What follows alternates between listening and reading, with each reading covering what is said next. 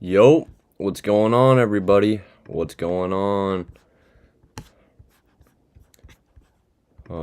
Yeah, typical protocol. Give me a moment here to make sure everything's running correctly.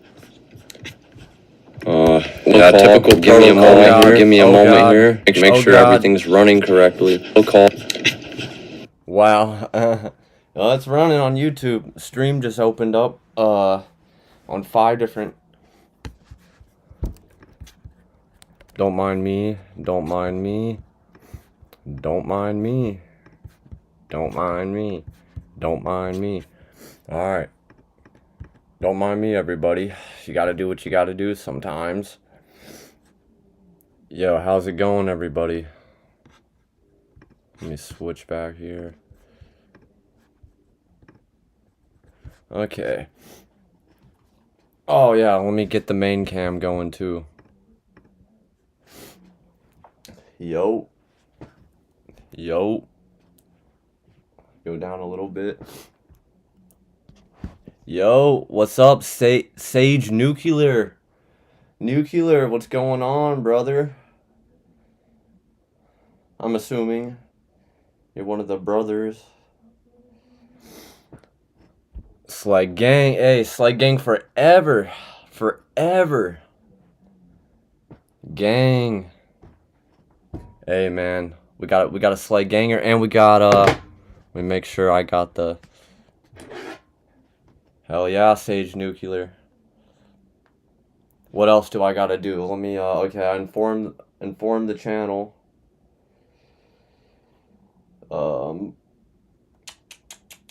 Yeah, I had a delay. My bad, everybody. I'm sorry. I'm a little thrown off. I had a delay.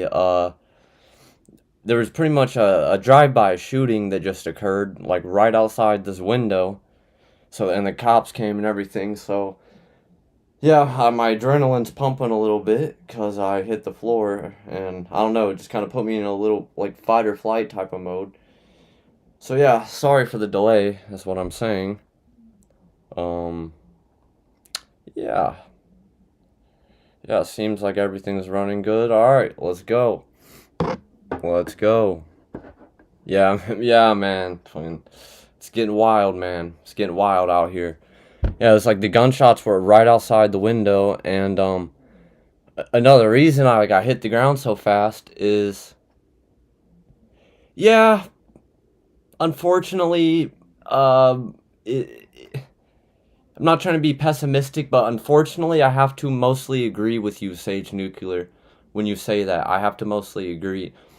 But yeah, I hit the ground so fast because I could tell the bullets, I could tell the rounds, like, they sounded like assault rifle rounds. Like, first of all, they're rapid fire, so, like, it was a semi-automatic. And then and I don't know if it's just because how it was echoing or reverberating, like, off the, because we're kind of in a valley here. But it sounded like it was coming right at us, and then like, the rounds sounded like heavy rounds. Like, they sounded like 7.76. Like, it was definitely not a 9mm. Definitely was not, yeah, sounded like 7.76. Like, sounded like an AK round, a Draco round or something. But yeah, we good. That's pretty much why the delay happened. So, I apologize to everybody that may have, been here right on time.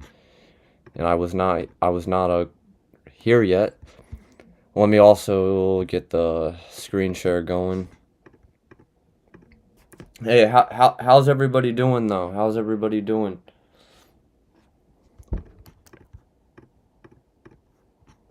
Screen share.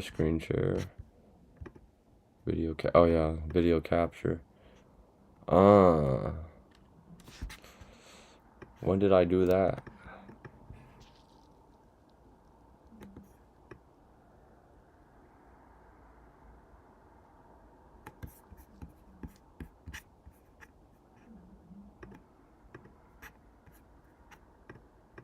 Hold up, give me a second, everyone.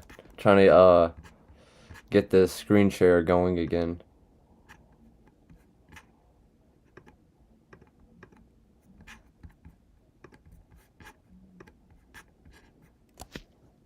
Ooh, Pete the cat. Pete the cat. We got Pete the cat in here too, by the way. Pete the cat.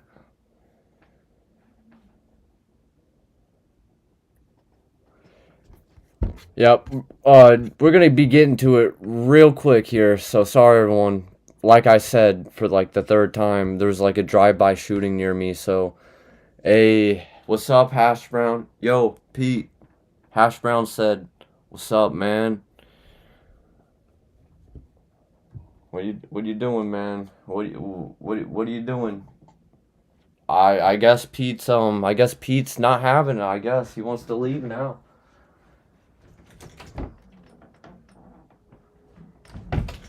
I guess Pete the cat didn't want to meet Hash Brown.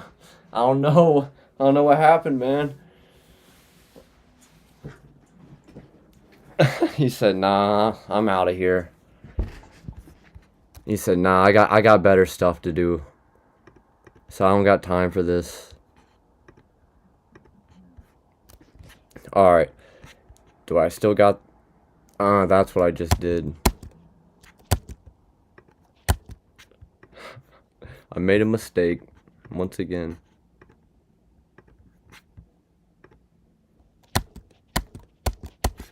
Alright. Sorry, everyone. Alright, there we go. There's my little, whatever this is. My little cam thingy thing. And then we got... Alright, that's the big cam. So now I'm here twice. There's two of me. Then if I...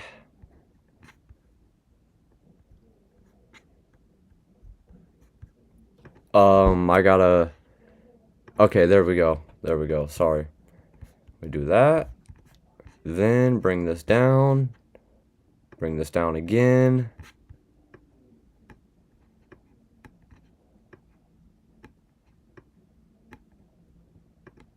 Okay, there we go. Now we're good.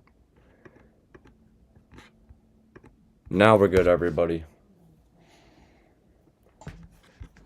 There he is. There he is. Pet's acting like he just got off a 9 to 5. Literally, man. Literally.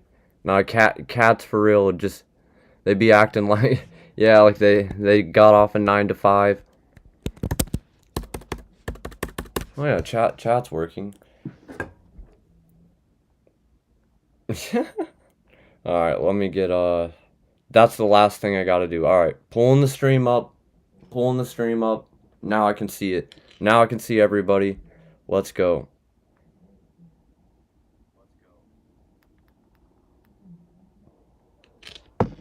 Alright. Oh, that's what's going on. That's what's going on.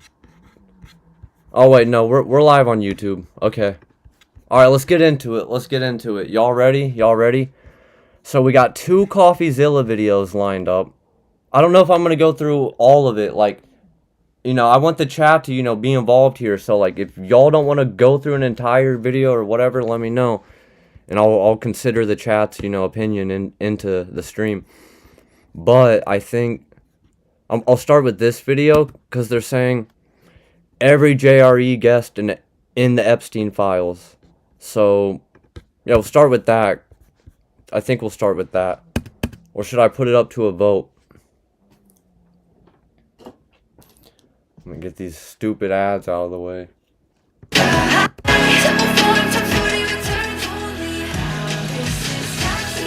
Shut up. Wondering how I got here? Shut up. Yeah, let me fix the audio. Make sure it's not ear graping anybody. Let's turn it down a bit. There we go. Here's a deeper point, man. I don't mean to do this every time I'm on, but you have such a crazy power that if you're not careful, folks from deep, dark wells of perspective. Is that too loud? Is that too loud, everyone? I need y'all to let me know because I don't want to destroy everyone's eardrums. Is that too loud? Are gonna infiltrate your shit because people are gonna like try to exploit you. That's the main thing, is like people recognizing what you are, who have political agendas, will infiltrate your and then start blowing out their radioactivity into the world, right? That's a fear. Like radium, like... All right, so now that Okay, let me turn it down.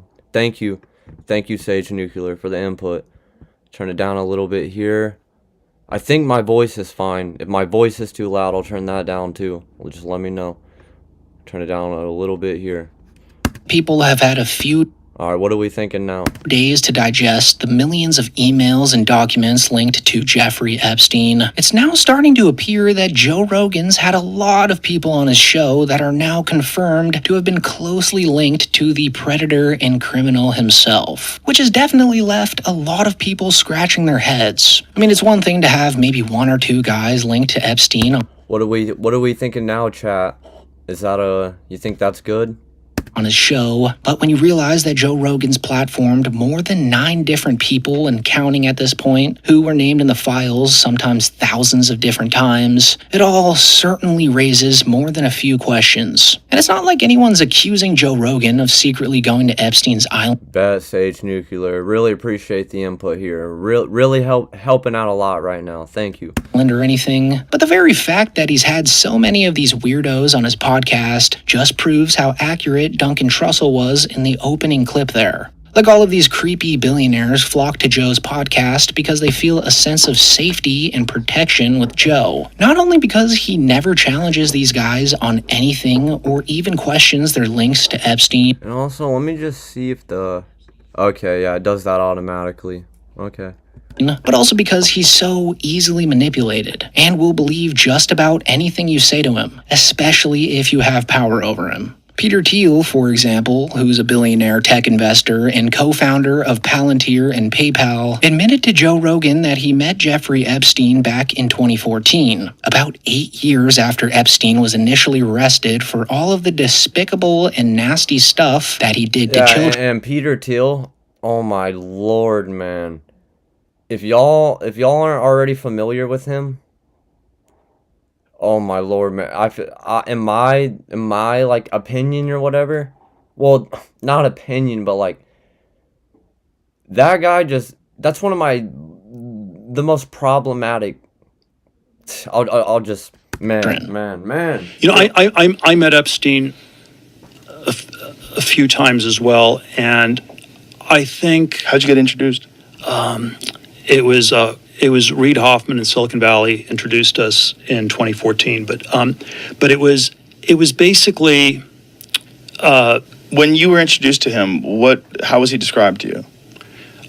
he was described as one of the smartest tax people in the world, Interesting. and I probably was my moral weakness that I. Well, how wasn't could paying you have known taxes. back then? He had never been arrested. No, this was 2014. It was post arrest. Oh, so his arrest was the first arrest, right? Yeah, Which was like 2000. 07, 08. Okay. Upon learning this, though, Rogan doesn't even think twice before making excuses for Thiel, saying that he knows a lot of people who were tricked by Epstein, instantly letting Thiel off the hook. But I thought he always had good judgment in people. When the shit went down and Epstein gets arrested for the second time, were you like, oh, well, there you go? I've thought about it. I thought a lot about it as a result. Yeah. Yeah, I'm sure. Jesus Christ. Well, he tricked a lot of people. I know a lot of people that met that guy. So that right there is the very reason why so many of these elites just love going on Joe's podcast. Because Joe's best friends with whoever's across the table with him that day. And he was probably so starstruck by Thiel and his connections that he never even thought to second guess the guy on his relationships with Jeffrey Epstein. Now that the files are out, though, it seems pretty clear that Thiel was a lot closer to Epstein than he led Joe on to believe. I mean, there's a bunch of back and forth emails between them about having dinners together in various places, and there's even one where Thiel suggests meeting him on a quote-unquote island, which could... Hey, I'm paying attention, by the way, everybody. I'm just sending out I just posted on my other Instagram to promote the live stream to let people know. very well be the island, if you know what I mean. There's, of course, nothing immediately acknowledging the crimes or anything, but I would venture to say that doing business with a convicted sex criminal for personal enrichment generally means you're a bad guy. Not to mention being in... My bad, Sage Nuclear. You said, did you see the Bill Gates messages about simulating a pandemic? Such scary stuff releasing. You should watch the new Flesh Simulator vid. Flesh Simulator? What in the world is that? Flesh Simulator. Oh, I did see something about Melinda Gates. What's this? Bill Gates' wife claps back after Epstein STD. Yeah, I saw something about that. Yeah, what's you want to send me the link, or do I just look up Flesh Simulator? Bill Gates. What do I look up here?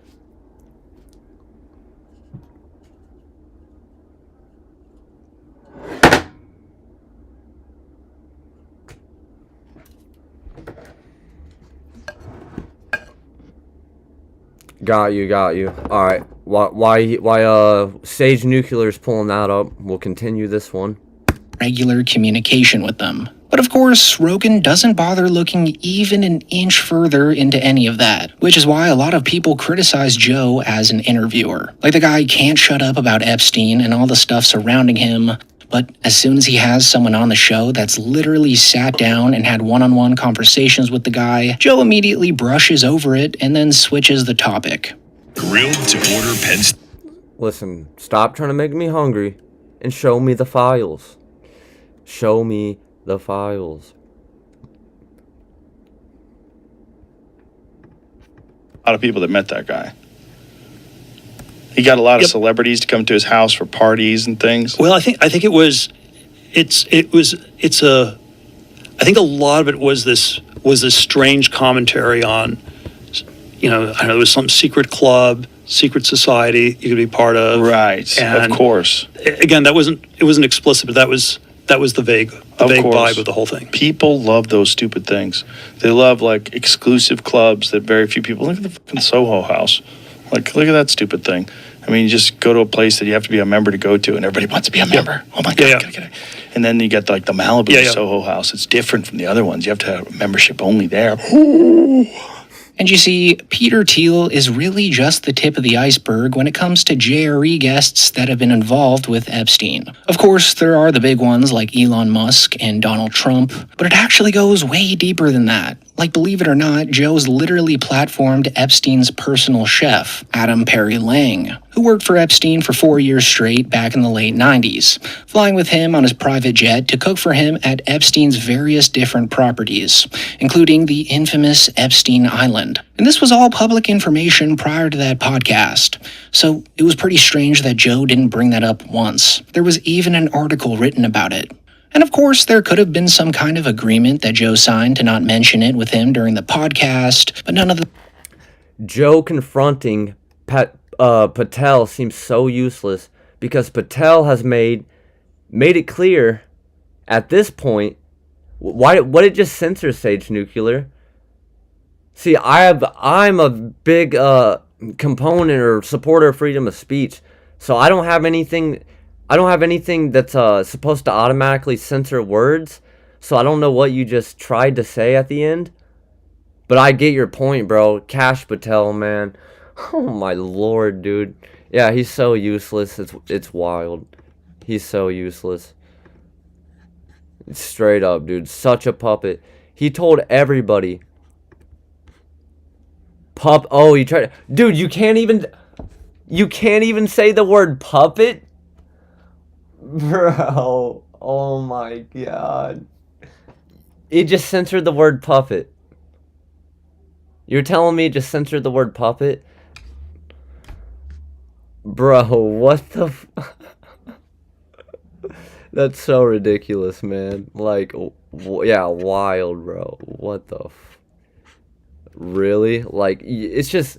You're just... The more that they try to censor everything like this, words that are, dude, puppet, like a cute little sock puppet, like a a thing for kids, pretty much. Like, that's the big bad word you're censoring? Jesus. So, unless you've been living in a cave or haven't had access to the internet for the past 3 days or so, you're probably aware that there was a new tranche of Epstein documents recently released by the Department of Justice. And they're terrible. They're really bad. They are so much worse than what I think a lot of people were expecting. Now, let me assure you, you ain't seen nothing yet. Like, it's bad now. It's gonna get worse. The Epstein files are so much worse than we were expecting. Okay. I already like the vibe of this guy's video. I already have a sense that this is going to be a pretty insightful video. And Pete the Cat wants back in too now. Also, just a heads up, everyone in the stream, I do plan to go live on my Instagram, and I don't have it integrated into my multi-stream right now. So like, it's gonna be me on my phone here, talking to Instagram, but I'm gonna like try to get some people in here to the live. I plan to do that like in the next 5-10 minutes or so. We might watch this video first.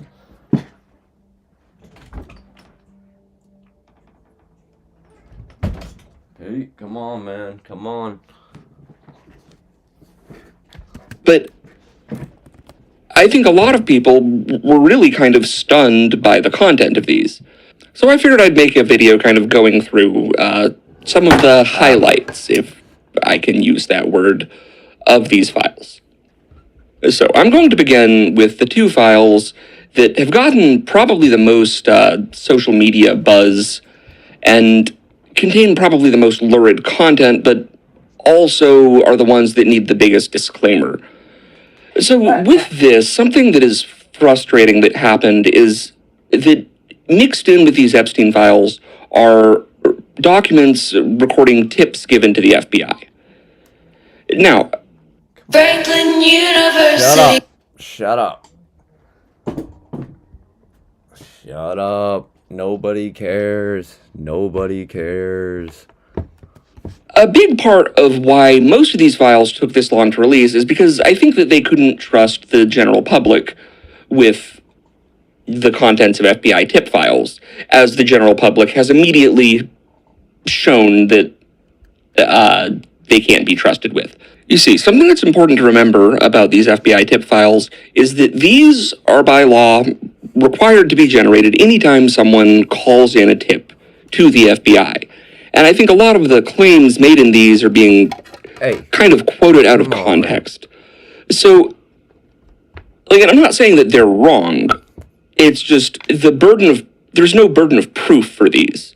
Like, these are to be used, like, you need to go and find a way to confirm claims made in this, and then you can extrapolate extra information from the claims if they're proven to be legitimate. These just are not automatically legitimate. This is the FBI report mentioning George H.W. Bush, read chronologically from beginning to end. On Tuesday, August 27th, 2019, myself and Special Agent... Yes, this is what I'm looking for. Thank you, Sage Nuclear. He's reading the files chronologically from beginning to end. So, yeah, that's exactly that's what I'm looking for here. Blank conducted an interview of purported victim of Jeffrey Epstein, as per referral by former FBI Special Agent Blank and journalist Michael Moore, not the filmmaker. The results are as follows. At 1200 hours, a male identified as one Blank arrived at the C-20 office. Blank stated he was unemployed and resides with his mother and her unemployed morbidly obese boyfriend. Blank stated he has ingested hallucinogenic mushrooms as well as other illicit substances in the past and currently smokes marijuana. That doesn't really matter. Blank reported being raped, and then in parentheses, sodomized by his great uncle since the age of 5 until age 22. Blank described meeting Epstein at a yacht club in state of which his relatives were members, first at age 5 and later at age 8. Blank states he was raped, sodomized by Epstein in 2000 on a large yacht, 9 out of whatever, as well as by former President William J. Clinton. Blank states the also current President Trump, along with his wife Melania, were present during the said yacht trip in 2000. And then in parentheses, Trump was not married to his current spouse Melania until 2005. Blank reports while being raped by Epstein and Clinton, he was in a heavy drug-induced state. Blank reports that all the above incidents were recovered repressed memories until he began therapy sometime in 2016, approximately. Blank offered no supporting or corroborating evidence or witnesses that could be contacted. Blank appeared to me emotionally unbalanced and not intoxicated. At this time, it is not recommended that any investigative resources be expended concerning Blank's claim. So that's good to keep in mind. And then following this, I'd like to add a few other points disclosed by the purported victim. While on this yacht, he witnessed African-American males having sex with white blonde females, all of whom were bleeding during intercourse. He was a victim of a type of ritualistic sacrifice in which his feet were cut with a scimitar but left no scarring. On the yacht, he witnessed babies being dismembered, their intestines removed, and individuals eating the feces from intestines. He was also raped by George H.W. Bush. Victim disclosed he was escorted to the FBI building by Michael Moore, who is the creator of True Pundit, described by multiple online sources as a conspiracy-driven news website that attempts to paint the FBI in a bad light. Moore has a criminal record as a result of an FBI investigation, copyright infringement. And then the reply, thanks, Blank. I didn't realize Bush raped him too. Okay. So, this... Interesting. Is the problem with the FBI tips, right? Because there's a lot of real stuff in these files, but... I was about to say. I think what he's about to say is, it kind of seems a little suspicious. Just like it kind of gives you the vibe that it's like, that this was artificially set up. And like, trust me, don't get me wrong, would I be surprised if George Bush actually did that?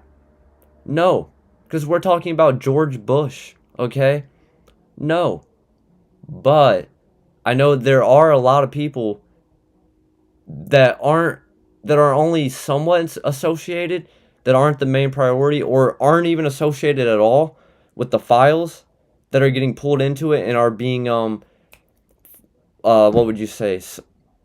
They're being pulled into it unjustifiably, like they're actually not involved, and it's distractions and psyops.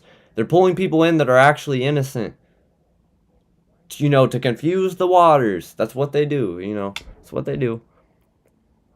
So this part is all witness accounts, not fully ever looked into. The FBI just mixed a bunch of garbage in. Right, exactly. Thank you, Sage Nuclear. That's a better way to put it. Yeah, pretty much. So, like this guy's about to do, yeah, you gotta be, you gotta distinguish, because there's a lot of misinformation mixed into everything nowadays. People seem to not be able to really discern the differences. That's why. So the next one that I want to get out of the way first, because if I don't talk about this, people are going to be like, oh, why are you running cover? There's, like, the yellow background things where it's just, like, cropped statements. This is a collection of tips to the FBI regarding Trump and Epstein. The initial version of it was sent, the initial version of it that's been recorded just has the notable names and then the complaint summary. There's a follow-up version, which nobody seems to be posting pictures of, that includes response, like what happens as a result of these claims being made. Blank reported an unidentified female friend who was forced to perform oral sex on President Trump approximately 35 years ago in New Jersey. Friend told Alexis she was approximately 13 to 14 years old when this occurred. The friend allegedly bit President Trump while performing oral sex. The friend was allegedly hit in the face after she laughed about biting President Trump. The friend also said she was abused by Epstein. Response: spoke with caller who identified blank as friend. Lead was sent to Washington office to conduct interview. Next one. Blank reported she has a friend, blank, who was personal assistant to Epstein in Florida from 1986 until 1991 or 1992. This friend shared names of some of the guests at Epstein's parties to include Bill Clinton and Donald Trump. Response: 2 voicemails left, no response received. Here's another one. At age 16, while modeling, caller attended 8 parties at Epstein's New York residence. On one occasion, caller reported that she was sexually assaulted by Epstein. On another occasion, her 2 twin brothers, Alan and Orrin, lured Caller and her friends upstairs, but they escaped back downstairs. Caller stated that Orrin raped her best friend, and a third brother, Tal, raped a 14-year-old girl named Blank. Caller named other individuals involved in a big orgy party with her, other young girls, and other Victoria's Secret models, including Bill Clinton and Donald Trump. Online complainant reported she was a victim and witness to a sex trafficking ring at the Trump golf course in Rancho Palos Verdes, California, between 1995 and 1996. Complainant reported that Ghislaine Maxwell was the madam and broker for sex parties, clients of whom included Epstein, Robin Leach, and Donald Trump. Complainant reported participating in orgies and that some girls went missing, rumored to have been murdered and buried at the facility. Complainant reported being threatened by Trump's head of security there, that if she ever talked of what went on there or what she saw, she would end up as fertilizer for the back nine holes like the other.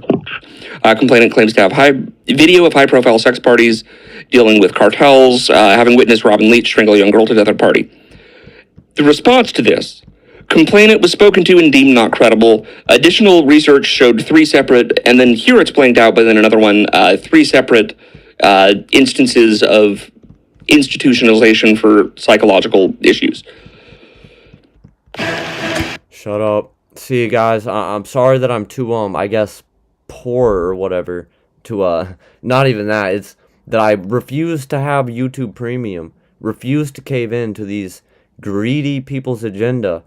So I just, I guess, suffer through these dystopian level of ads. It's frustrating to see those two being given the bulk of the actual attention here. Because there's a lot of stuff in these files that is, if anything, worse. And actually from Epstein. All right, let's start going through these. Hold up, before he does that, pardon me, everybody. Let me just adjust the chat a little bit so we can get some more of you know, get more of it on the screen. Okay, I guess I'll leave it like. All right, I'll do that, I guess. Now, here we go. To blank from Jeffrey Epstein. Where are you? Are you okay? I loved the torture video. So just, there's a lot of evidence of just actual malfeasance here. Fun fact, the person that this is being sent to, by all indications, was Benjamin Netanyahu. Credit to Kalani Gosh for pointing that one out. Now, I'd like to just take a moment right now to thank He sent that to Netanyahu? Hold up. Here. Fun fact, the person that this is being sent to, by all indications, was Benjamin Netanyahu. Dude, what the... well... Credit to Kalani Gosh for pointing that one out. Now, I'd like to just take a moment right now to thank Krushiki Supply Co. for being the one company willing to sponsor this video. They are... Mother's name is blank. So he tells me that he... District of New York U.S. Attorney's Office and was sent along to the FBI. I got a really strange phone call is the subject line. Importance normal. This guy's name is blank, number is blank, mother's name is blank. So he tells me that he and his mother have been kidnapped several times and brought across state lines because he is the son of a hitman/drug dealer, blank. He did not know that Jeffrey Epstein was one of the men in the group that ordered the kidnapping of him and his mother until he saw his picture in the paper. He was tortured by this group, and he recognized the face in the paper as one of the people that ordered the kidnapping and watched with his very affluent group torture him and his mother and kill his attorney. He reported the kidnapping several times. Wait, hold up. Okay, hold on. He said... Group.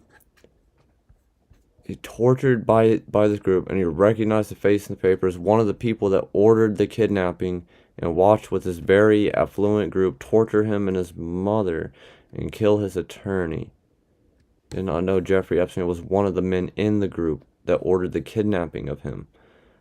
Okay. Torture him and his mother and kill his attorney. He reported the kidnapping several times to Special Agent Blank in Orange County, California. By the way, Sage Nuclear, you said some of the tips in the files can be taken at face value. There's a video. Come on, Pete.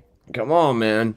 There's a video that surfaced recently of a model who was screaming in Spanish about eating human flesh after being dropped off at a Mexican airport by Epstein's staff. Right. And I've seen that video, Sage Nuclear. I've actually seen that. I'm sure a lot of people have. Maybe I should play it, like, so to give the stream some context here or something. But yeah, I have seen that video. I have seen that video.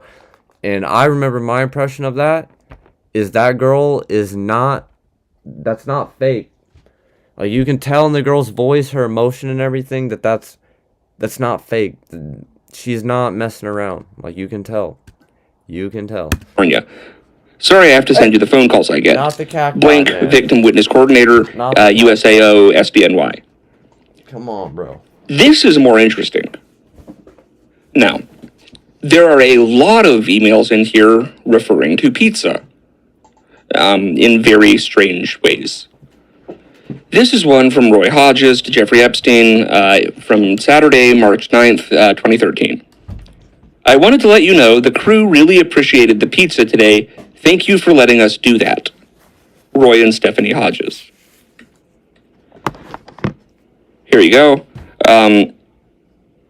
This one is from blank, and it's just a April 2nd, 2016. A blanked out email address sends an email with the subject line, "The Pizza Monster." It appears to include an image and then a shocked emoji, and then sent from my iPhone. Jeffrey Epstein replies, "She looks pregnant." And then the original sender of this replies later that month, April 26th, "You mean radiating a soft glow with the look of bliss and excitement? Yeah, that's the pizza." Here's one from blank to Jeffrey Epstein vacation at gmail.com. Subject, Viru. Attachment, Viru Equity Research Brookline. This is better than a Chinese cookie. See attached. Let's go for pizza and grape soda again. No one else can understand. Go KNO. Go no. Which is a term that seems to recur throughout this. To and from are both redacted. Subject, alert, send pizza to Bobby at 1 p.m. Don't know why they need to redact who that's from. From Daphne Wallace, sent to Jeffrey Epstein. May I bring in your slice of pizza to you? Respectfully, Daphne. 6 p.m. That's an odd email to get. Yeah, I mean, not. So here's one. Pizza. So it's just from blank. Yeah, no, pizza makes no sense in any of these contexts, by the way. It literally doesn't. It's like they're talking about pizza like it's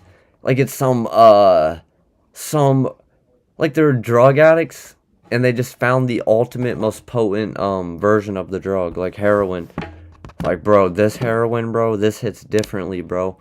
Like, that's how they're describing every single slice of pizza. If that is normal to you, you're just refusing to be, you're just intentionally being blind or whatever. Subject, slicing a pizza to blank. And it just says hilarious. To state the obvious. And then apparently it has an image. This gets forwarded to someone else, a bunch of Hebrew text. It gets forwarded to a guy named Yadin Dudai with subject forward, slicing a pizza. It gets forwarded again to Prime Minister Ehud Barak, and Ehud Barak forwards it to Epstein, writing just FYI. At Raising Cane's, we focus. No.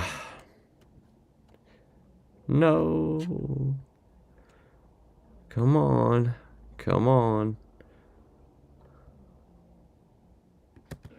Epstein responds to Ehud Barak, former Prime Minister of Israel, funny, equivalent to people that feel that on leap year they get an extra say.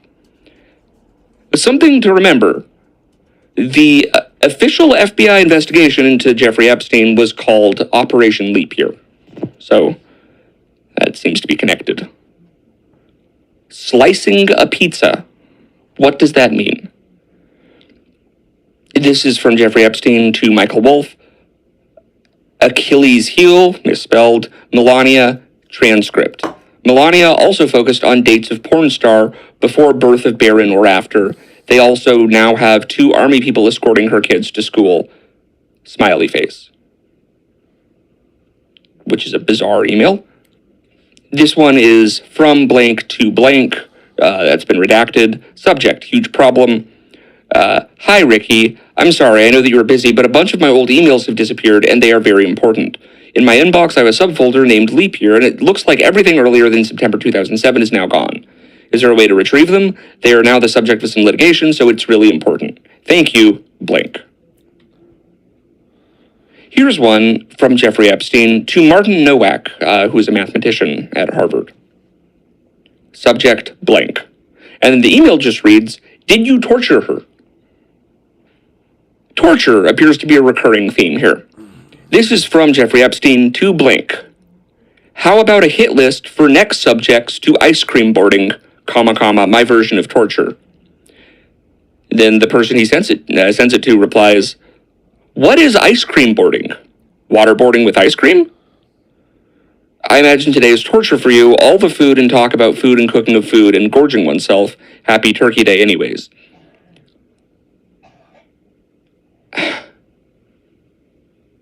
Ice cream boarding?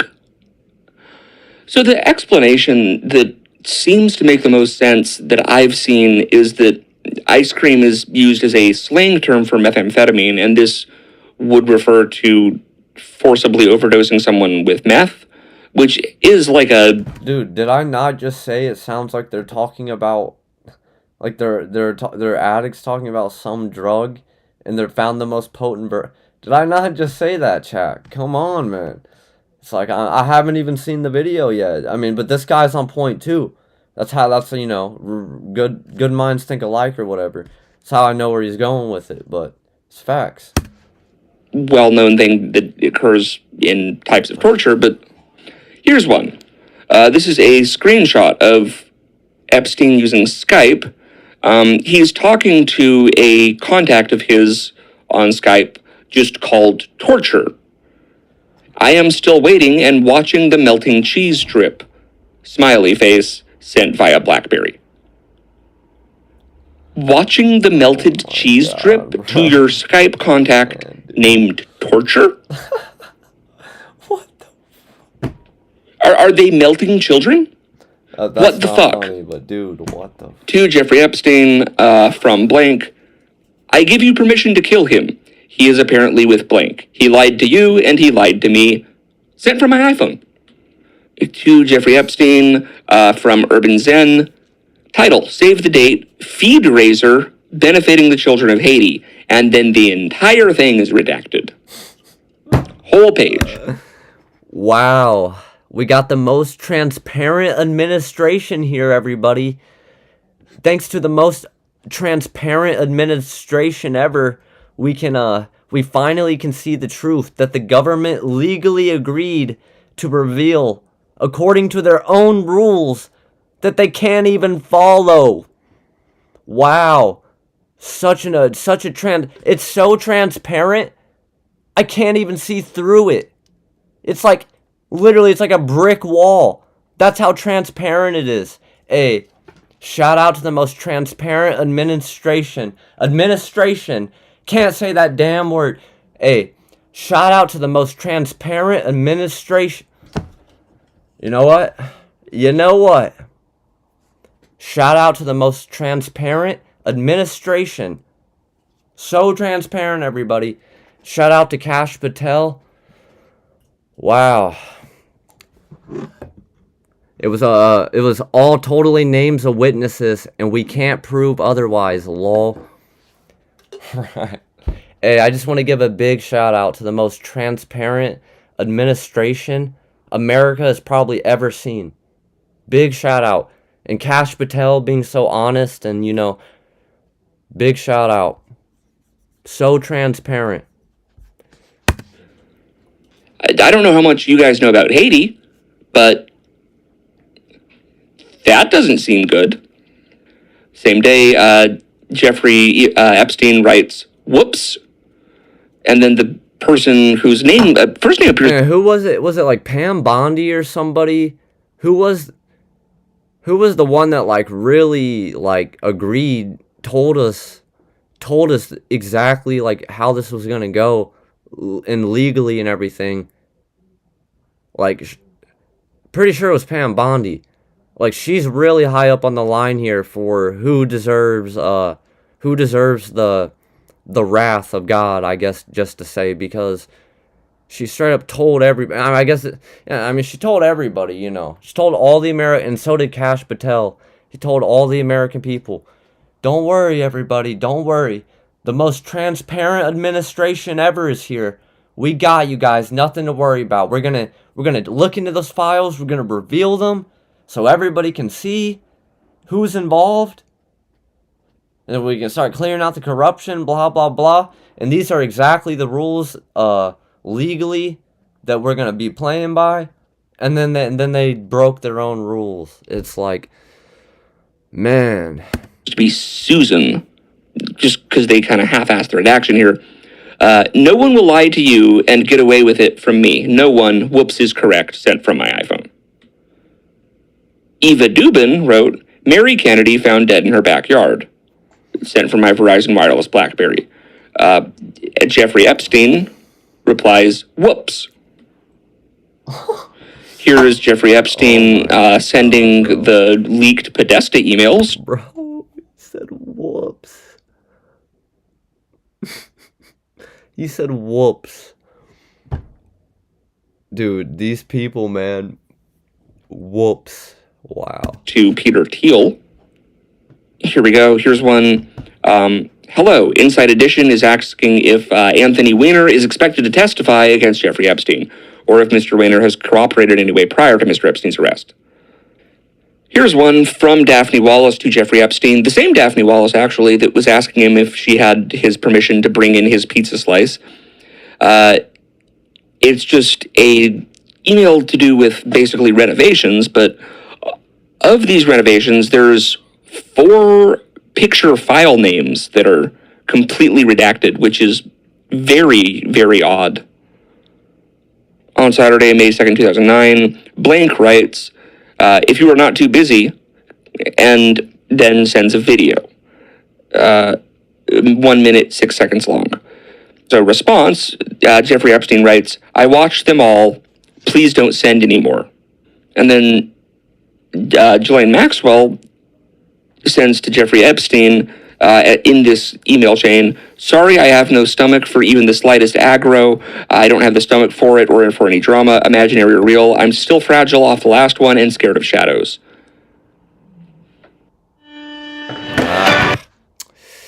Here we go again. Here we go again.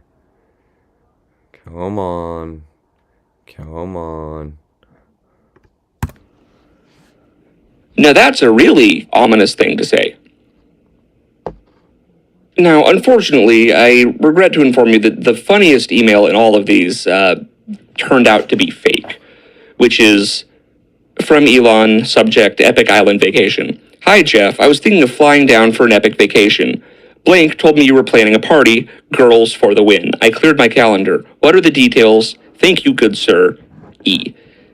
And then Jeffrey Epstein Vacation to Gmax. Deal with this. Thank you. And then from Jelaine, I'm so sorry, Elon, you just missed J.E. He actually told me he was thinking of winding down the entire Little St. James operation. Bummer. If it starts up again, we'll be sure to let you know. Now, I initially thought this one was real, too. The tone of the writing is really pretty spot on, but no, this is, in fact, fake, apparently. However, one particularly lurid one that does, in fact, appear to be real is this one to Bill Gates. Dear Bill, I cannot believe that you have chosen to disregard our friendship developed over the course of the last 6 years. You decided to discharge me from my job, had Larry, your PR person, tell me that I engaged in morally inappropriate behavior, asked me to be the major actor in a cover-up so that you can maintain the reputation you worked so hard to achieve, asked me to recommit to a company told me you had a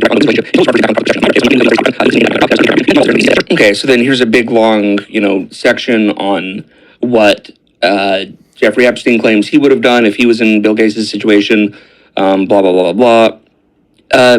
That's what I would have done had I been in your shoes. What I did receive, however, was an unfriendly, strongly worded email telling me how employable I am and I should not look to you for any significant financial help in the future.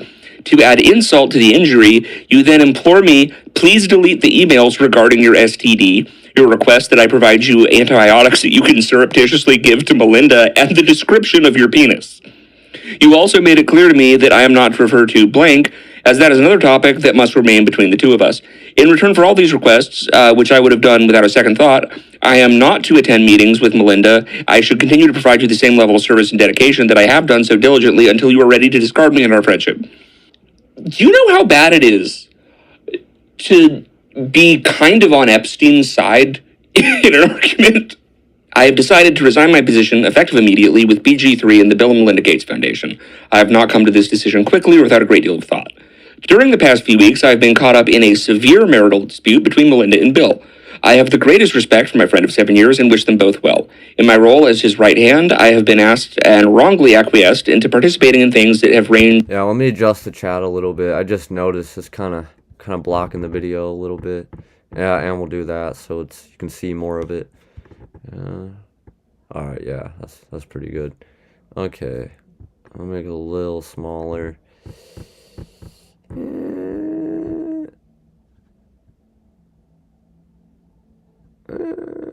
Yeah, we'll do that for right now.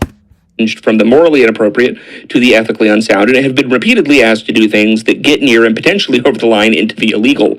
Though it was kindly suggested that I make a transition to a new position after my 6 years of servitude, and that Bill would, in his words, give me 2 years severance pay, I feel it would be dishonest to myself and to my future, from helping Bill to get drugs in order to deal with the consequences of sex with Russian girls, to facilitating his illicit trysts with married women, to being asked to provide Adderall for bridge tournaments, as I am a medical doctor but have no prescription writing ability. What? Asking for Adderall to compete in bridge tournaments? Here's one. Harry Fish. Couldn't wait. And then it's a picture of pizza and grape soda. And then blank. Traitor. Harry Fish. This is a test. What's the name of this cookie? And it's a picture of a cookie. I only remember what the chocolate tasted like. Blank. Harry Fish. Answer is... Dude, these people are so weird, bro. It's like, bro, it's just like, it's so pathetic, too. Like, they're such losers at the same time. Like, I know they might be the most powerful people on earth, pretty much, because they're all the people with the power to stop all this from coming out.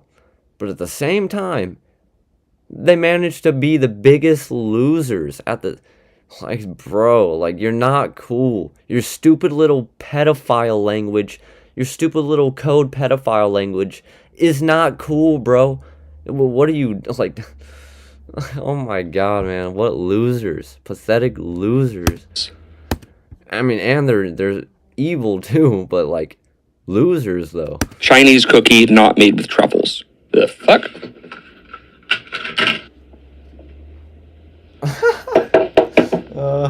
Here's one. Dude, same. Susan. Bro, that's me tonight, bro. That's me tonight, bro. Had the cops pull up on me. Because dude's got a gun. Dude's got the gun, bro. Paranoid while talking about the files. That's funny, man. That's funny. Hamblin. Wait a sec. I bet that's the same... Let's scroll back up. Yeah, no, that's the person he was emailing about, you have my permission to kill him.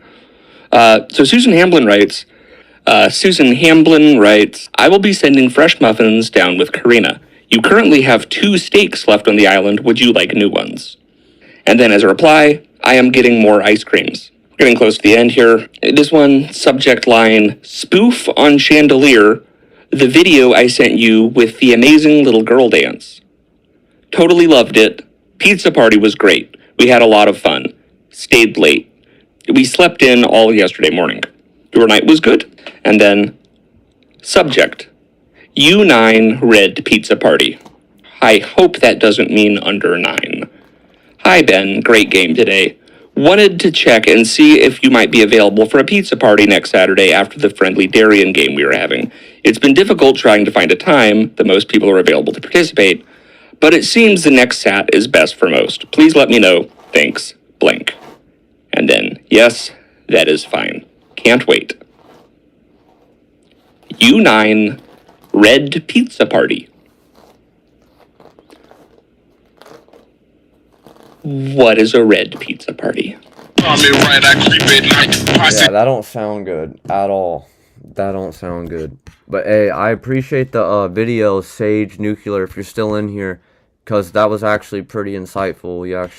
Yeah, I appreciate it. That was a good video for what we're doing right now. Perfect. So yeah, I guess I'll finish off this video from American Redact, every JRE guest in the Epstein files. Yeah, man, thank you. Really appreciate that. Nevertheless, it's all Also, heads up, everyone watching on YouTube, my bad if you're commenting. I can't really see your comments right now because I had to update things and I haven't integrated. I don't know if I've integrated the YouTube comments into the feed. So if you're saying something, I apologize, but I do appreciate you. Drop a like, or come over to Twitch or Kick, or if you want. If I'm not seeing your messages, but either way, I appreciate you. So I guess let's finish this video. very And honestly, at this rate, I might not even get to the actual Jeffrey Epstein interview tonight. I don't know if I'm gonna even get to it because that thing's 2 hours long. I really want to get through the entire thing like in one go, and I got 2 CoffeeZilla videos to watch. One was from yesterday. I still haven't watched it because I was gonna watch it on stream. Yeah, so I don't know if I'm gonna get to the final interview tonight, but I guess we'll just keep going, play it by ear. I still haven't went live on Instagram either to promote the stream. fishy. What's happening, brother? How are you? Good to be here. Good to What's have happening? you. I have enjoyed your restaurant many times. It's my favorite steak restaurant in all of Los Angeles. Thank you. It's one of the reasons why I wanted to bring you in here because this is a really crazy time for restaurants.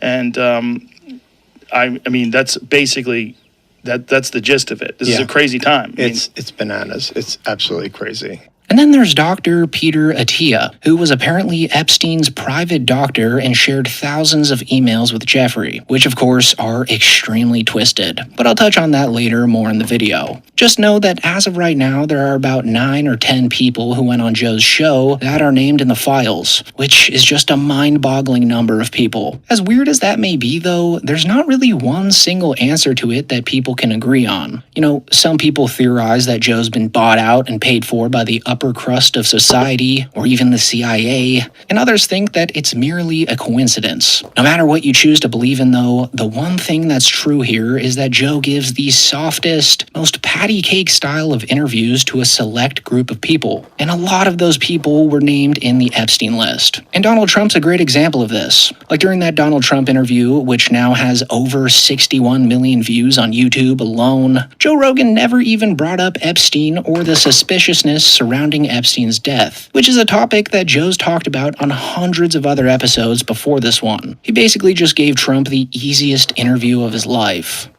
one of the beautiful things about you is that you freeball. Like you get out and you do these huge events and you're just talking and you're making. We've highlighted you on the show many times when you did this Biden impression where he's walking around, he doesn't know what he's doing. It's funny. It's stand up. It's funny stuff.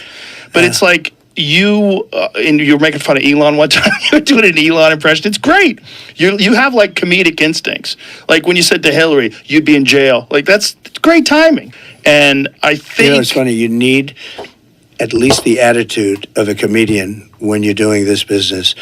This is a very Yes. dangerous business. First of all, it's a very tough business. When it's the most dangerous yeah, it's the business. most for a job. Yes. So the softball interview basically greenlit all of the cronies to go on Joe's show, as Joe's spine basically disappears whenever someone in the Trump administration appears on the show. Like a couple of short months after that Trump podcast, Joe had Kash Patel on, where he let Kash basically lie to his face and his millions of listeners about everything having to do with the Epstein files and Epstein's suspicious Christ, death. Elon and Trump seem to be in a little bit of a spat, Joe. You want to check the tweet that Elon just put out a little bit ago? Time to drop the really big bomb. Donald Trump is in the Epstein files. That's the real reason they have not been made public. Have a nice day. Jesus Christ. I'm not participating in any of that conversation What is between he? Elon Have and a nice day, DJT. Someone should take his phone away. They're going back and forth about different things, and Yeah. How does he know? Does he know that Donald Trump is in the Epstein files? Or does he have access to the Epstein files? I don't know how he would, but I'm just staying out of the Trump Elon thing. That's way outside my lane. Bro, it's way outside your lane? You're the director of the FBI, bro. What are you talking about? They put you in charge way out, bro. Way outside your lane? Dude, oh my god. Why are you even here then? Why are you director of the FBI? Or what is it, director, lead? I don't know. Why are you the head of the FBI, dude? Like, what? Why are you even here then? What is even your purpose? You know what I'm saying? Yeah, like, what a puppet, dude. Fuck are they doing? I know my lane, and that ain't it. I just don't. That's not your lane. That's wild to say, bro. When you're the head of the FBI, the Federal Bureau of Investigation. More like fake Bureau of Investigation. More like fraudulent Bureau of Investigation. More like false Bureau of Investigation. More like... Yeah, I mean, that's all I got, but y'all get the point, I hope. I mean, what did you think before you got into office? Did you think that Epstein was murdered? No. No suspicion at all of it? There's just no way that you could have run an op and had people go into that cell and not have any video of it. Yes, there is, dude. Yes, there is. You see, like, you're coping right now. What do you mean there's no way? Do you not just see what we... Well, this was before, but you see what we just did to Maduro? You don't think we can turn off a security camera, pay off a couple people to lie, and cover it up? Bro, we just did something 100 times harder than that when we kidnapped the sitting leader of a foreign country. We literally kidnapped the sitting leader of a foreign country and took him back here. I'm like, bro, you think that's not possible? And not have any people come out and say, hey, yeah, I saw that guy. He shouldn't have been there, the guard or this guy. There's just no access points into places like this in the detention center he was in, which I've been in. Wrong. Power crunch. Wrong. Yeah, that's a lot. Dude, you're a liar, bro. Like, what do you mean? We all know this. I don't even work at a detention center. I don't need to know things like this. Places like this in the detention center he was in, which I've been in. And no, Kash Patel was not named in the files, but he's directly responsible for the delay of their release. And he literally lied under oath about their existence late last year, which is now making millions of people online call for his arrest. Who, if anyone, did Epstein traffic these young women to besides himself? Himself. There is no credible information. None. If there were, I would bring the case yesterday that he trafficked to other individuals. And Dude, this is what I was looking for, bro. I was waiting for this full circle for it to come back around where all the hypocrisy is just, you know, on another level. You can just see it in his eyes. Just like, it just looks like that look where you know you're lying. You know you're lying, but you're still doing it anyways for whatever pathetic reason. And you just have that look in your eyes. You have that look. You know, you got that look. Information we have, again, is limited. So the answer is no one? For the information that we have. So Kash Patel is Trump's personal shoe shine for the information. Bro, that's like me when I'm 8 years old lying to my parents. That last part of the lie. That we have. So Kash Patel... Hold on. I gotta see it again. None. If there were, I would bring the case yesterday that he trafficked to other individuals. And the information we have, again, is limited. So the answer is no one? For the information that we have. So Kash Patel... Oh, man. Patel is Trump's personal shoe shiner. And of course, he manipulated Joe into believing everything he said about the Epstein files and Epstein's death. And just to be clear, Patel isn't in the files, but this just shows you why a bunch of these fishy, mega rich guys feel safe going on to Joe's podcast. One guest that did entertain Joe's theories around Jeffrey Epstein's death, though, was none other than Barry Weiss, who is a New York Times opinion writer turned independent commentator and is married to a woman who was just named in the Epstein files, Nellie Bowles, who actually went back and forth with Epstein and seemingly met up with him a bunch of times, accompanied by Barry Weiss. And so when Joe brings up Epstein's death, she seems to entertain the conspiracy theory a little, but then quickly makes it seem not even that important. She even admits to knowing a bunch of people who hung out with Epstein when he was alive, saying that everyone knew about his crimes and didn't do anything about it, which of course just flies right over Joe's shiny bald head. Can we just agree that he was murdered? I If you think had that he was murdered. if you had all your chips on the table, Yes. like Barry, you got to go all in. What are you gonna do? There are too many coincidences Yeah. to make it plausible that Jeffrey Epstein. No one knows. No one knows Well, that. No, but what we don't people know. knew, no, meaning. Someone must But know. what I was going to say is like, I've talked to enough people that knew him, met him, went to parties at his house, and said like everyone knew this about him. It was like a Harvey Weinstein thing, Right. in the sense of the young women, Yeah. or in the sense that everyone knew about Bill Cosby that came into contact with Yes. him. Like there were things that were just agreed to never speak about. Right. It's like it's just absolutely sick. I was up when the story broke about him hanging himself. I was obsessed for like a few days, but then I had to move on to other Of course, things. Like, that's the how- world is a big place. That's what they're Jews are hoping getting beaten for. in the streets. Yeah, but it's also like there actually are things that are more important to me than the Yes. story of Jeffrey Epstein. Right. And I hope that there's some investigative journalist Yeah, digging in. I really wonder what those things are. I would really like to hear what those things are from her own mouth. What's more important than the global satanic pedophile cult that has pretty much every most powerful person in the world compromised? Yeah, I don't know what's more important than exposing that, but okay, lady, whatever. Into the truth of what happened there. But to be fair to Joe here, he honestly seems like he didn't know Barry's connection to Epstein during this podcast. I mean, there's a couple things. I mean, there's probably some things, but like, I want to know what she claims is more important, because who knows what that actually is. She might think her I don't even know. I would just like to hear it. In 2020. But now that she's named in the files as her wife's quote-unquote babe by Epstein, and now that she just hired Dr. Peter Attia at CBS, who is deeply affiliated with Epstein, the whole thing just looks pretty bad for Joseph Rogan. And you already know he's terrified of addressing any of it. Nursing school Shut isn't up. an easy decision. Shut up. Speaking of Peter Attia, though, who's actually one of Joe's more frequent guests that seems to be more close to Joe than usual, he was also listed in the Epstein files, and it appears that he's way more screwed than even someone like Peter Thiel, as he's on record emailing Epstein that he, quote-unquote, can't tell anyone what Epstein does, along with saying that eating pussy is low carb, which is absolutely horrendous given the nature of Epstein's crimes. So Peter Attia probably lost his whole career due to the Epstein files, especially now that he's come out publicly and stated that he's ashamed of his affiliation with Epstein, straight up just admitting to being the guy's good pal. And being that he's actually sort of close to Joe Rogan, it just makes you wonder how Rogan will address it, if he will at all.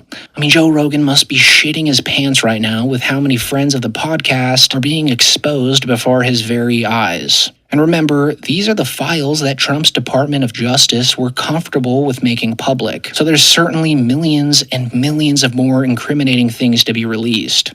Like, this is much deeper than you think. Of course, a bunch of the Joe Rogan fanboys are rushing to his defense right now, though, saying that Joe Rogan's had more than 1,200 different guests on his platform and that people are just cherry-picking. And that Joe would have guys like Donald Trump, Elon Musk, and Peter Thiel on, regardless of whether they were affiliated with Epstein or not. Which might be true, given that they're some of the biggest names in the world, but the fact that Jeffrey Epstein himself is now on record trying to get in contact with Joe Rogan just shows you how safe Jeffrey and all his goons felt in Joe Rogan's presence. And this info was pulled from emails between Epstein and a man by the name of Lawrence Krauss, who after going on JRE in 2017, emailed Rogan about the opportunity to get in contact with Jeffrey, which apparently Rogan was timid about. Regardless though, they've got to feel like Rogan's on their side or something like that, right? Like, they must feel a sense of security around the man, given that he never brings up anything involving Epstein's crimes around the associates that he interviews. For instance, during one of the many podcast episodes Joe Rogan shot with Elon Musk, Musk conveniently listed everyone he thought was going to be on it and left himself right off of it. Which, now knowing that he apparently desperately tried to get on Epstein's island and was found to be too dorky to make the list, just seems super pathetic. It's so obvious. Yes. Like, known Epstein clients who are obviously extremely powerful, powerful politically and very wealthy, are, Bill Gates, Bill Clinton, and Reid Hoffman. And some others too, but those three. So, why was Reid Hoffman so intent on destroying Trump? Yeah, how do you put someone in jail and you don't even name the clients? That sounds kind of insane. I think, yes, it would. Yes, because... It's just stunning that they've been able to hold it back for so long. It's really kind of amazing. Yes. Like, when people say that people can't keep secrets, what the fuck are you talking about? Look at this. Yeah, I mean, a bunch of these things are not, like... It's common knowledge, but we don't actually have the proof. Right. So the proof is there. I mean, there's lots of videos. So yeah, I really wonder if Joe will ever talk about Elon being in the files. Based off how Elon's tweeting like a maniac about it and defending himself way too much on his own app though, he'll probably go on to JRE soon here to clear the air, which will definitely make for another video for this channel since it will indeed be super awkward. Aside from that, though, when you step back and look at the whole picture here and consider the sheer number of people involved with Epstein that went on to Joe Rogan, something strange seems to be going on that a lot of people think is much deeper than just a coincidence. Like, Rogan's built his entire brand on being the guy who asks questions, who doesn't trust institutions, and who's skeptical of power, and who loves to entertain conspiracies, especially when they involve Jeffrey Epstein. Yet, when that exact world of power, money, and influence sits across from him in person, his skepticism seems to just disappear. And it's not like Joe gives this type of treatment to just about everyone, I mean, I'm sure you all remember how he screamed at that primatologist who called into the show years ago, who infuriated Joe by simply disagreeing with him about the existence of a fake cryptid species of chimpanzee, the Bondo ape, which is just wild if you haven't seen that already. Allison from Florida is going to challenge you. Allison, go ahead. Yeah, I'm a primatologist. There's no such thing as a Bondo ape. You're a fucking idiot. Go online and look it up. You're a what? What do you do? It's a new discovery. You're a primatologist? Well, look it up. You're not current. Pay attention. Go online and look it up. Yeah, this is student. Yeah, you've learned some shit from the call. When did you graduate? I have a PhD from When 2000. did you graduate? When? From 2000. Yeah, when was the last time you got online and researched primates? Have you ever looked at any of the new discoveries? Have you looked at any of Carl Amon's work? Yeah, I've been... What are you laughing at? Why are you laughing? Why are you laughing? I'll tell you why you're laughing, because you don't have a point. So you're trying to... Oh, you're ridiculous. I have a PhD. Meanwhile, there's all sorts of photographs of this primate. This gigantic chimpanzee. Not only that, it's on National Geographic, stupid. NationalGeographic.com. CNN.com, stupid. No. There's bones. There's tissue samples. There's hair. There's fecal matter. There's all sorts of different things. Now, they've mapped the DNA of this animal already. Oh, please. What do you mean, oh, please, stupid? You haven't paid attention to it at all. These are legitimate scientists and primatologists that are in the Congo studying this thing. And you don't know. Yet you're calling up. You've done zero research on this. You haven't looked into it at all. You're telling me we know all the animals that are in the world? Are you telling me we know all the animals in this gigantic, several thousand-mile long, intense rainforest? So I just wonder where that spark was when Joe did dozens of podcasts with a bunch of Jeffrey Epstein's friends and associates. But no matter which camp you're in, whether you think Rogan's compromised and bought out by the CIA... He's compromised. Or just straight up a famous guy that has a bunch of billionaires on his podcast, what the files truly expose is the limits of Rogan's so-called journalistic curiosity. And as more names, emails, and connections continue to surface, it's going to become harder and harder for Rogan to keep pretending and beating around the bush. Like, he can't just call his critics mentally ill losers like he did with Bert Kreischer anymore. Instead of like saying, I hope that guy gets hit by a bus, fuck him. All these slobs that are on Twitter and that are talking shit about comedians and are angry about comedians, they have one thing in common. They're almost all failures. They're either failures or they're extremely mediocre. Yeah. They're in the middle of like mediocrity. That no one's got them as their favorite comedian. No one's got them as their favorite podcaster. No one's got them as anything. They just don't do that well. So what do? They're attacking people. And the most anxiety-ridden, fucked up, mentally ill people I know are these lazy slobs that are online all day complaining about people. So yeah, pretty crazy stuff, and honestly, by the time this video comes out, I bet there will be way more JRE guests named in the files that I still haven't covered yet. So subscribe if you want to see the part 2, and as always... Alright, well, I gave us some information on things, another angle on everything right now. So I guess now I'll move on to the CoffeeZilla video that I didn't get to yesterday. Yeah, I guess I'll do that. Nearly. I appreciate everyone in here, by the way. I don't know who's watching from YouTube right now, because like I said earlier, can't really see the comments, can't really see what's going on YouTube right now, because I don't got it integrated into everything correctly, the multi-stream right now. So, but yeah, I still appreciate everybody. If you're watching on Kick, if you're watching on YouTube, appreciate you. Million files, and it is incredible. Huge bombshells about some of the most powerful people on the planet. I can't believe they let some of this stuff out. I mean, it is stunning. Honestly, one of the biggest lies we've seen is the idea that the FBI could possibly come to us and say, not only is there not a client list, there was no credible evidence that Epstein blackmailed prominent individuals. Guys, we're about to see planned blackmail to one of the most powerful people on the planet, and that is Bill Gates. Listen, there's a lot we're going to get to, but we have to start with probably the craziest revelation here, which is Jeffrey Epstein. Aody, what's up, Aody? At work right now, but I'll pull up with my crew for your next stream. Hey, say less, man, Aody. Hey, .5. Let me see.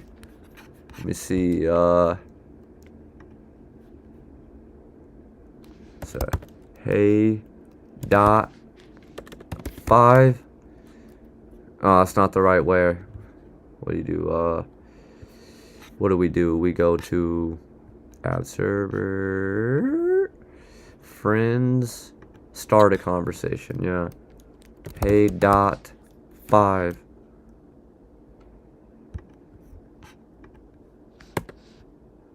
Huh. Hey, .5. I thought that would have done the trick, right? But it didn't. Add friend. Okay, there we go. Hey, .5. Yeah, my bad. It's been a minute. I haven't been using Discord very much recently because I still gotta I gotta fix something with my server situation.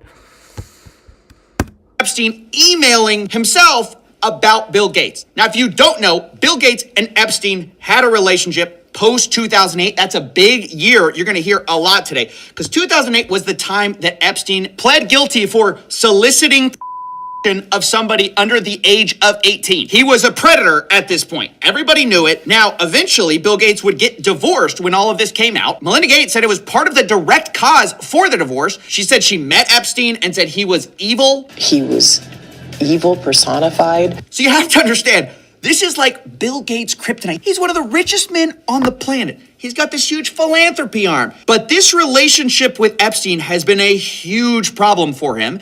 And Epstein appears to have known that because in 2013, Bill Gates appears to be distancing himself from Jeffrey Epstein. And Epstein seems to have a problem with that. He says, I assume the dedication to our relation went both ways. Larry has now asked me to recommit to a confidentiality agreement. Basically, he's got to shut up about his relationship with Bill Gates. And this is where the blackmail starts. And it comes in the form of like, if I were you, I would do X if I were the type of guy that you should be. He says, in that regard, I suggest I buy you the house that you had your heart set on. In addition to 5 years of severance, we'll buy you out of the investment contract we agreed upon, 30 to 40% of an $100 million partnership for $30 million in today's terms. That's what I would have done had I been in your shoes. Then he lays out what he has on Bill Gates, or what he says he has. Quote, to add insult to injury, you subsequently, with tears in your eyes, implore me to delete the emails I had regarding your STD. your request that I provide you antibiotics that you could surreptitiously give to Melinda, and the description of your I mean, this is insane. It's completely insane. It's like basically laying out in text form, I would give me millions of dollars, and I can't believe you're asking me to delete the message where you were going to give STD medication to your wife without her knowledge. I mean, it's crazy. It's just completely obvious what he's doing here. It's just a nudge, nudge, wink, wink. Here's what you should do. But now that coming out after Epstein's death, this looks really bad for Gates, obviously, because you usually wouldn't blackmail somebody for something that's completely false or fake. I mean, maybe he did that. But we also know Bill Gates had affairs. Obviously, Melinda credits it for their divorce.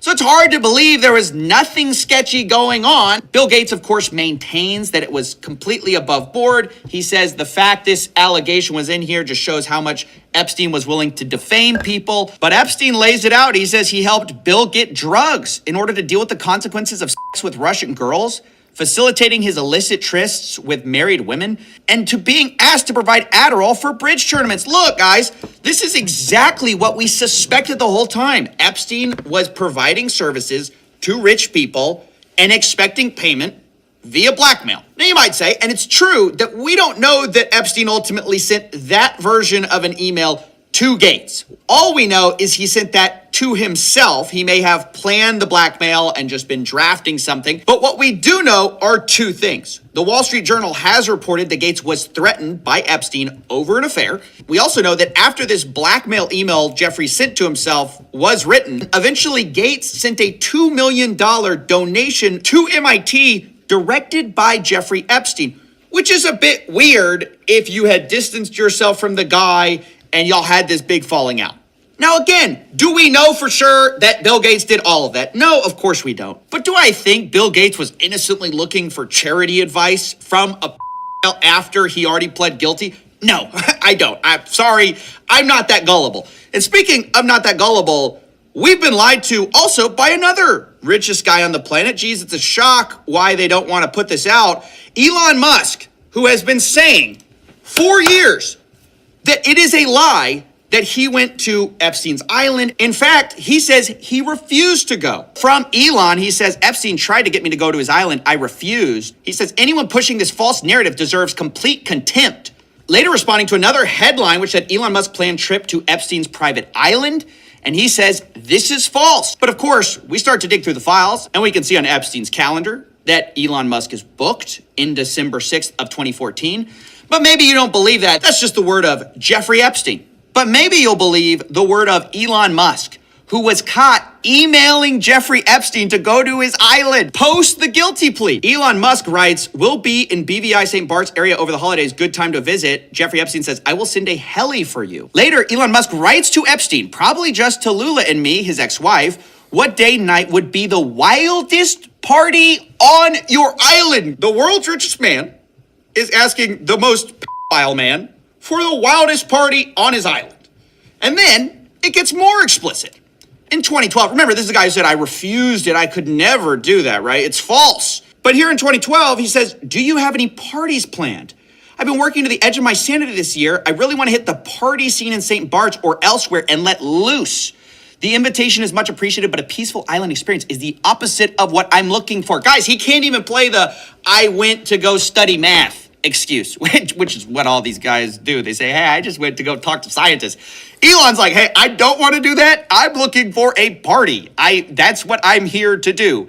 And then Jeffrey Epstein writes, understood, I will see you on St. Barth. The ratio on my island might make your ex-wife uncomfortable. I can't believe these guys are lying to us and people are swallowing it still, thinking that Elon Musk had nothing to do with this guy. So again, that's 2012. That's 2014. But guess what? There's another time in 2013. I mean, this seems like a yearly thing with the boys. Here, once again, Elon Musk writes, we'll be in the BVI St. Bart's area over the holidays. Again, is there a good time to visit? Jeffrey Epstein, any day, 1st to the 8th, play it by ear if you want, always space for you. They then plan some more, and you might think, well, if Elon ever told the truth, this is when he has to reject, right? Because he said, I refused.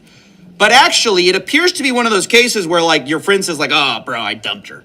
And actually, it was the other way. Yeah, it turns out Elon didn't dump the dumped Elon. He says, bad news. Unfortunately, my schedule will keep me in New York. Hopefully, we can schedule another time in the future. Jeffrey Epstein let Elon down. That's actually the real story.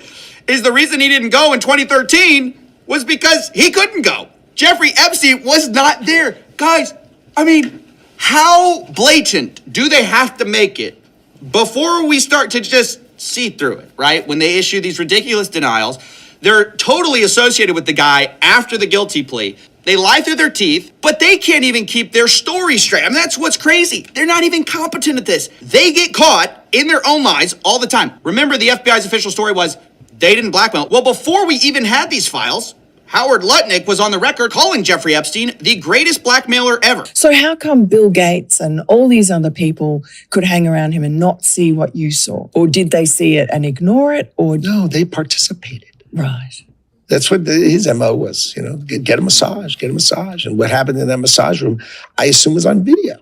This guy was the greatest blackmailer ever. Interesting. Okay, so Howard has a different perspective. Now, if you don't know, that guy, do you think he's just telling the truth there? Even this guy who's contradicting the official narrative, this guy literally lived next to Jeffrey Epstein. This guy was like, I'm going to tell the truth. Those guys participated.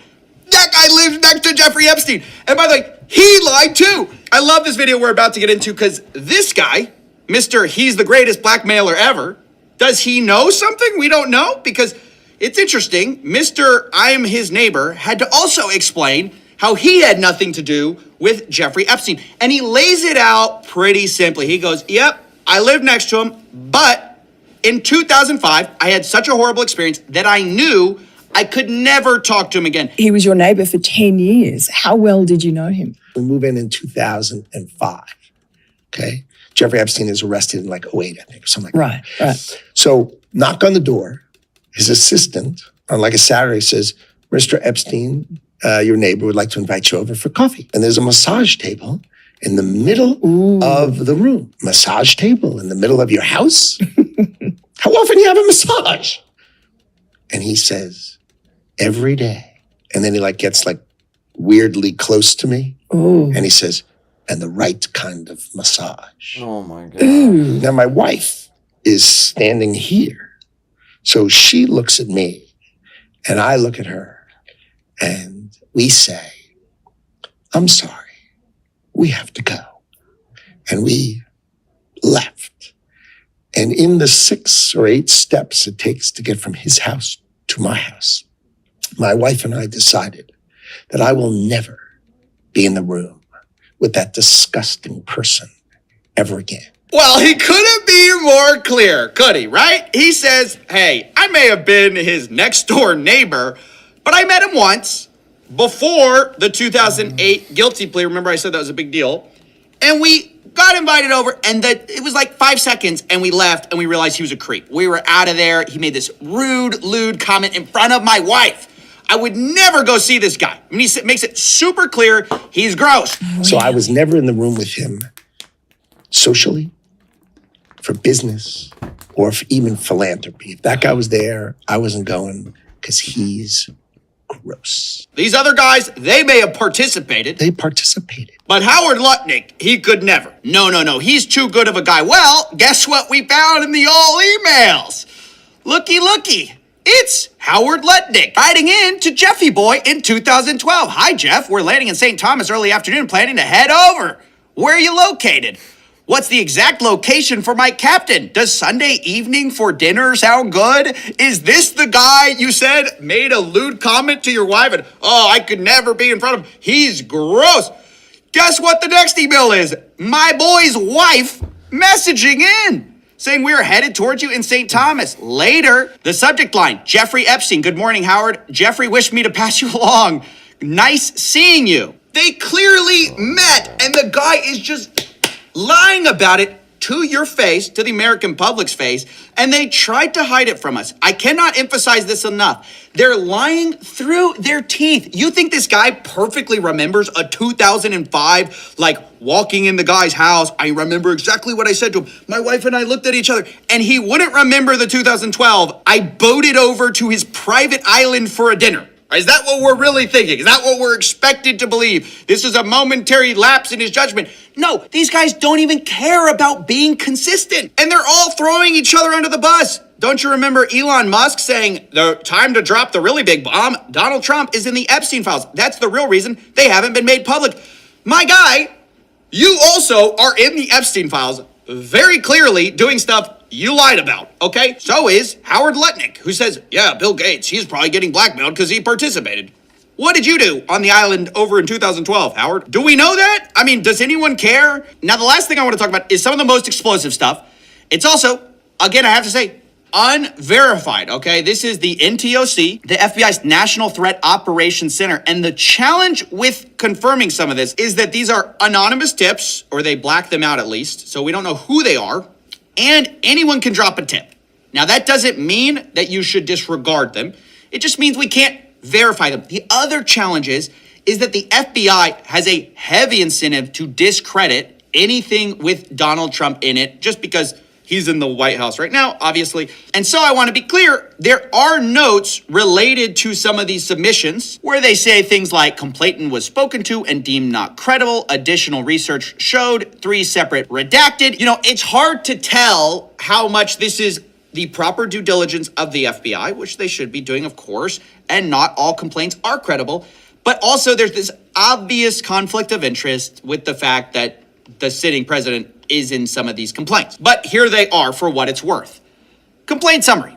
Blank reported an unidentified female friend who was forced to perform on President Trump approximately 35 years ago in New Jersey. The friend told Alexis that she was approximately 13 to 14 years old when this occurred, and the friend allegedly bit President Trump while performing. The friend was allegedly hit in the face after she laughed about biting President Trump. The friend also said she was abused by Epstein. Later, there's very explosive claims about big parties with her, other younger girls, and older Victoria's Secret models, including Bill Clinton and Donald Trump. There's claims third hand about a female victim of Epstein's who wants to publish a book citing Leslie Wexner, Epstein, Bill Clinton, Donald Trump, Ghislaine Maxwell is in the videos as well. And it goes on like this for a while. Some of the complaints are just like very graphic, and obviously I'm going to censor out some of it. But I should also mention the DOJ claims that some of these claims were submitted to the FBI right before the 2020 election. To be clear, the claims are unfounded and false, and if they had any shred of credibility, they would have certainly been weaponized against President Trump already. Now, I agree that if a complaint is timed right before an election, there definitely could be some other motivations to that. But it's also ridiculous to say that anything in the Epstein files, if it were true, would have come out already. Because why didn't we see the stuff about Bill Gates, for example? I mean, that stuff apparently has been sitting in here for a long time. And not only did no one talk about it, the FBI literally covered for it. I mean, they said that this was not the case. There are big claims against a lot of powerful people. Nobody in that file really wants to rock the boat or release the files because then they get in trouble and their buddies get in trouble. And that's a huge problem. So I don't really buy the idea that, oh, if it were true, it would have already gotten out. I don't buy that. That's why we need transparency. That's why it's important these files are out. But this is just to look at a small fraction of the files. And over the next few weeks, we're going to go through all of the major findings we can from this 3.5 million page document dump. But seriously, think about how discrediting this has been, not only to this administration, but to so many rich and powerful people who have lied through their teeth happily towards you in order to hide their relationship with this man that many of them held post-guilty plea. And some of them, now we know, Epstein prepared blackmail for them and, according to reports, threatened. Franklin, All right, so we got that one. That was yesterday's Coffee's, I guess Voidzilla, his other channel. That was the yesterday CoffeeZilla video I missed. Now he just did one 10 hours ago. That's even longer. The Epstein files are getting worse. So now I'm going to have to watch this one. Let's go, everybody. Let's go. And then, yeah, after this video... See, how long have we been streaming? An hour and a half? Okay. So I guess it'll be 2 hours after this video.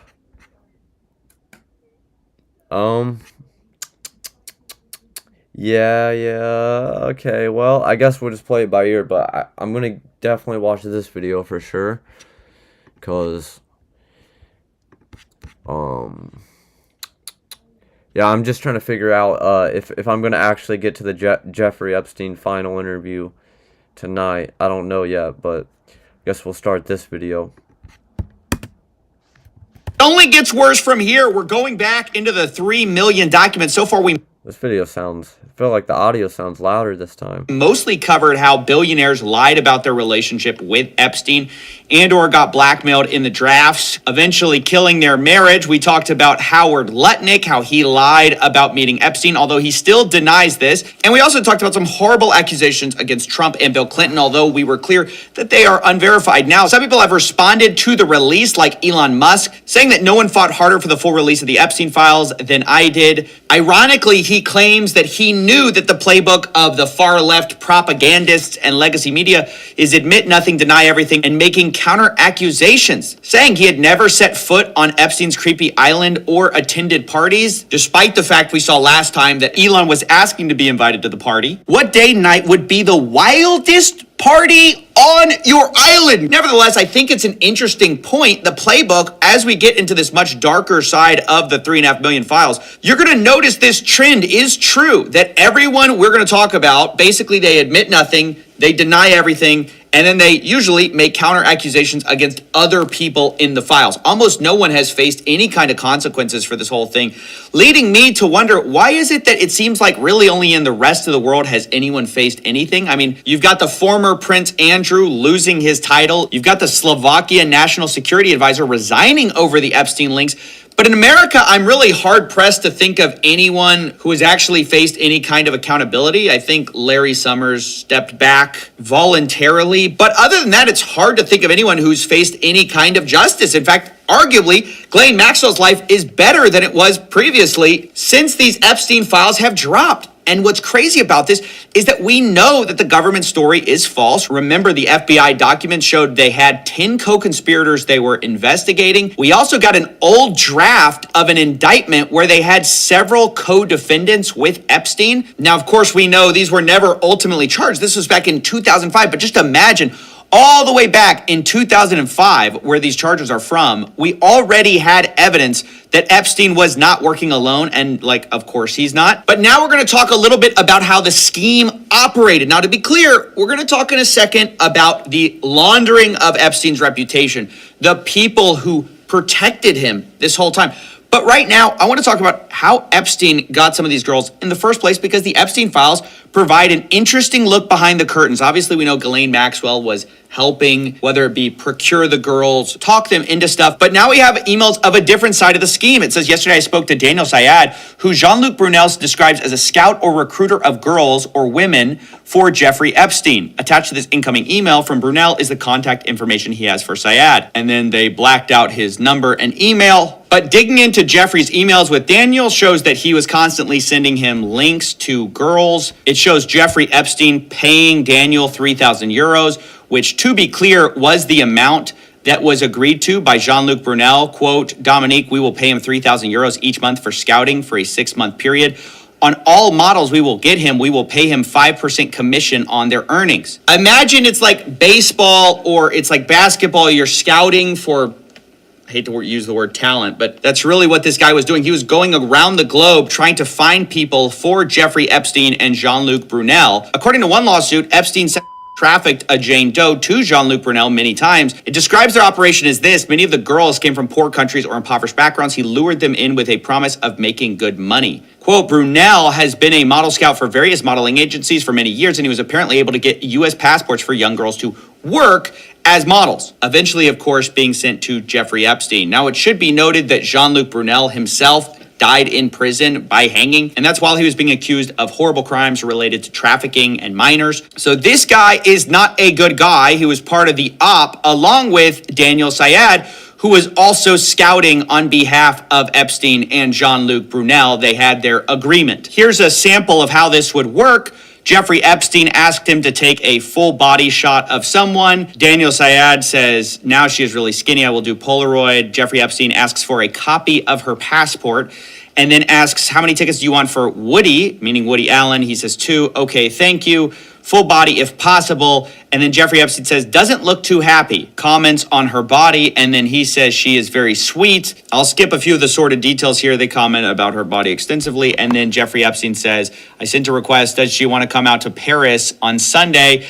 He says, I will invite to come. And this is basically how it worked. Daniel Syed flew around the world looking for women, sending photos to Jeffrey Epstein, who then would get copy of their passports and bring him to the States. Here's an example of this. Daniel Syed brings him a girl. They didn't redact this name, but I'm going to do it. He says, very nice, easygoing, dream to work in United States or visit the United States working as a model in Dubai. He asks age. Daniel says 22 or 23. I forgot to ask her. She looks younger. I have her number if you want to call her. She was going to send this evening. And this happens over and over. At one point, he talks about a Thai actress. Jeffrey Epstein says he can see her on Wednesday, and then he complains that she wants to meet in a restaurant. I don't do that in New York, and then says she didn't even respond. Not nice. The point is, a lot of these girls were looking to come to the United States for one reason or another, for some kind of dream. They would ask for passports or visas, and then ultimately get sent here by this network of people who would later be accused of trafficking or other abuses. Now, to be clear, there have not been charges against Daniel Syed, and the government, remember, says they have no evidence to go even predicate an investigation against uncharged third parties. So it's a little bit bizarre to be reading about this scouting operation for Jeffrey Epstein, the way he recruited girls, and then be told, yeah, nothing to see here. Yeah, one of the scouts was like this, like, grilled to order pens. Damn, now I'm getting hungry. Now you're gonna make me hungry. Come on, Penn Station. Don't do that to me right now. I didn't even eat yet. Come on, man. We didn't even get to the final Epstein interview. Jail. But yeah. No, there's no one else here, even though there's definitely guys floating around. Even though we literally have redacted defendants in our old draft of an indictment. We have nothing to do. We can't possibly imagine doing anything. And that brings me to one of the frustrating parts of these whole files is the redactions. I mean, I know I've been over this, but it's a different thing. In the past, the files were sort of overly redacted to protect people. The problem this time is not only are a lot of people still being protected, like literally the names of the people they were going to charge, you couldn't argue those are victims, but the work was just done so sloppy that oftentimes you'll find that the DOJ has uploaded two documents that are functionally identical, and they redacted one but not the other, letting you see what's ultimately behind the mask, which is dumb because sometimes the thing they're redacting is Jeffrey Epstein's name. Or other times it's somebody who clearly is not a victim because then you see the non-redacted copy and you're like, yeah, that's clearly not a victim. So it's a little strange what they seem to have done here. Let me give you a for instance. So we have this message from somebody whose name is blacked out, and we see participants, and then we see Jeffrey Epstein is involved, right? And it says, we need to work around your 38. We need to push back on the lies, then crush the pedo trafficking narrative, then rebuild your image as a philanthropist. Now, I want to know who's doing that. Who's trying to rebuild Jeffrey Epstein's image, right? Well, we go ahead, we scroll down, and we see that Jeffrey Epstein sends something. He says, in any bar where drinking age is 18, and you see the participant is once again blacked out. But underneath it, in a separate file, we see Steve Bannon, a famous political figure, is in here, and he's saying the same thing. He says, first, we need to push back on the lies, then crush the trafficking narrative, then rebuild your image as a philanthropist. Guys, why did you censor out his name? Or, like, why was that censored at all? I don't understand. And I certainly don't understand why Jeffrey Epstein's name in this one is censored. So, Jeffrey's not censored in this one, but Bannon is, and then Bannon's not censored in this one, and Epstein is. And sometimes this creates the bizarre impression that they are censoring for victim names or for some like kind of... Dude, like all the censoring is just... Bro, like they laid out the rules. The most transparent administration laid out the rules, the legal framework, in line with the Constitution and all that, on how this was going to go. And then they straight up did not follow their own rules. All the documents. All the documents means all the documents. All the documents. All of the documents. All of the information. They said, Bro, when you when it's just black line after black line, you're nowhere even close to fitting the definition of all. All means all. Like, I looked up the definition last stream. It means, like, the entirety of something. None of it left out. Did the government leave something out? It seems they left quite a bit out. It seems they left quite a bit out. So I would say they broke the law. They broke their own law. So it's like, I don't know all these stupid little talking points of, well, they had to do it like this and we had to do it like that because the victims and the blah blah blah. You broke the law. You set the rules and then you broke your own rules in front of everybody. Like, it's just that simple. Victim status or for some reason, and then you see the other file and you're like, wait, why did you do this? It's just very poorly done throughout. That's just something I wanted to comment on, is not only did they once again not fully redact things because they were sloppy, but also, like, victims' names got stuck in this. Like, girls' names appear sometimes, and, like, I'm not sure, are they supposed to be redacted? Because they're redacted over here. They're not over here. I can kind of figure out who it is. It's just kind of a mess. I needed to point that out. You know, other times we have things like this, like Brock Pierce, a co-founder of Tether, also known as the biggest stable coin in the world. He sent a message to Jeffrey Epstein with the subject line, Anastasia, and then it's just a bunch of redacted stuff with a few untitled JPEGs in here. And so, you know, you're thinking to yourself, what is this? Is he sending some illicit media? Like, what is this? Well, then we have this page where it wasn't redacted. I put that little dark square that I didn't know if this should have been redacted or not. It's like a bunch of JPEGs. Now, does that contain victims? Is Brock Pierce sending photos of victims? I don't know because of the way the government did this. But underneath, it says, the Ukraine is now my favorite country, smiley face, Brock Pierce, with the subject line, Anastasia.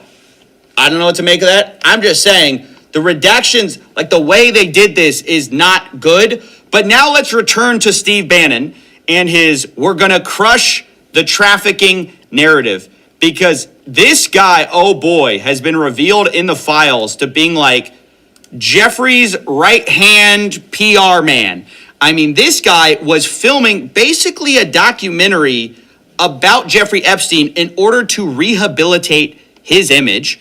And some of it has actually leaked to the public. It's been interesting to watch how that's been received. But the funny thing is that originally Jeffrey Epstein's plan was to just do a YouTube video, like an apology, like a old school 2016, turn on the camera for authenticity and saying, you know, he says, do you think I can do my own video interview and upload it to YouTube? No sandbagging, interview format, or like a diary piece. Steve Bannon says if you do an interview, it can't be like Johnny does a YouTube. It has to be amazingly professional and perfectly cut.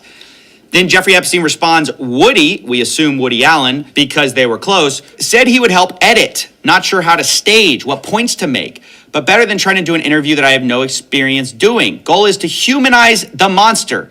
Anything written carries little weight, to which Steve Bannon replies, yes, Jeffrey Epstein, should it be an interview? So dude straight up admits that he's the monster, and he's trying to publicly adjust the optics of his image to make himself, who he admits is the monster, to come off as more human to everybody else. What? How big of a monster do you have to be to just freely admit you're a monster and that you're deceptively trying to man, these people really are on another level of sick and evil, man. Interview format, interviewed by me. They start talking about, like, how do we do this? Humor, apology, how did I get rich? Question mark topics. Their brainstorming, how do we trick the public into seeing me as more than a monster? Now, funny enough, right before this, Jeffrey Epstein asks about a dinner with Woody, and then he says, or too many pedos in one place. Come on. And you gotta love the self-awareness there. Now, I don't know what he meant by that. To be clear, I'm not making that accusation against Woody Allen. We'll talk about him in a second. That's Jeffrey Epstein saying that. I think what's interesting to point out, though, is how all these rich and powerful people are circling the wagons to try to protect Jeffrey Epstein's reputation, right? This is a guy who at this point has been known for years to have pled guilty to these 2008 charges. This was an open secret. And so Steve Bannon goes along though anyways, and he films this documentary. Now what's interesting is he starts talking about the documentary and he starts saying, I'm watching our second hour now. Guys were blown away. I didn't think it was strong at the time, but I was wrong. Need huge part about threat of AI versus reality, threat of climate change. And this is where the notes start going back and forth of how can we get you to think of other things? So part of the conceit of this big interview of Jeffrey Epstein was to try to humanize him and actually present him as this genius, everyman, quirky guy with a few flaws, right? They knew they couldn't run away from the crimes. To quote, in Bannon's words, yes, yes, yes, of course, but we must counter rapists who traffics in female children to be raped by world's most powerful, richest men. That can't be redeemed. Can't redeem the unredeemable. You are a lot of things which we will show, but you are not that. Bannon is aware that like they can't fully embrace the Epstein thing. They have to kind of make it about more than that. And if you see the YouTube clip going around, that's what that is. And it's been so interesting to watch the reaction because you see, even for people who've been prepped with the idea that this is basically propaganda, some of them still fall for it. They post things like, you know, oh, bro is casually confirming the world's conspiracies because he's talking about 2008. But guys, that's the whole deception. They're like trying to be like, hey, this guy, this horrible monster, he's going to tell you the secrets of the inside club. So you think more, that's the whole thing. That's how they're getting away with this. It's not some kind of, oh, he happened to want to talk about this. This is all premeditated. This has gone through revisions. They even called Jeffrey Epstein the smartest guy in the room. Look, you're the smartest guy in the room, right? You know that. It's honestly ridiculous anyone believes the false conceit of, you're obviously the smartest man in the room. You could tell us the world's secrets. I mean, this guy, honestly, he talks about some of his engagements, like with the Rockefeller board, and he tries to say that owning a calculator is why he got that. It was very advanced in those days to have a Texas Instrument calculator, where it could, by putting in the numbers, it would multiply for you to do square roots.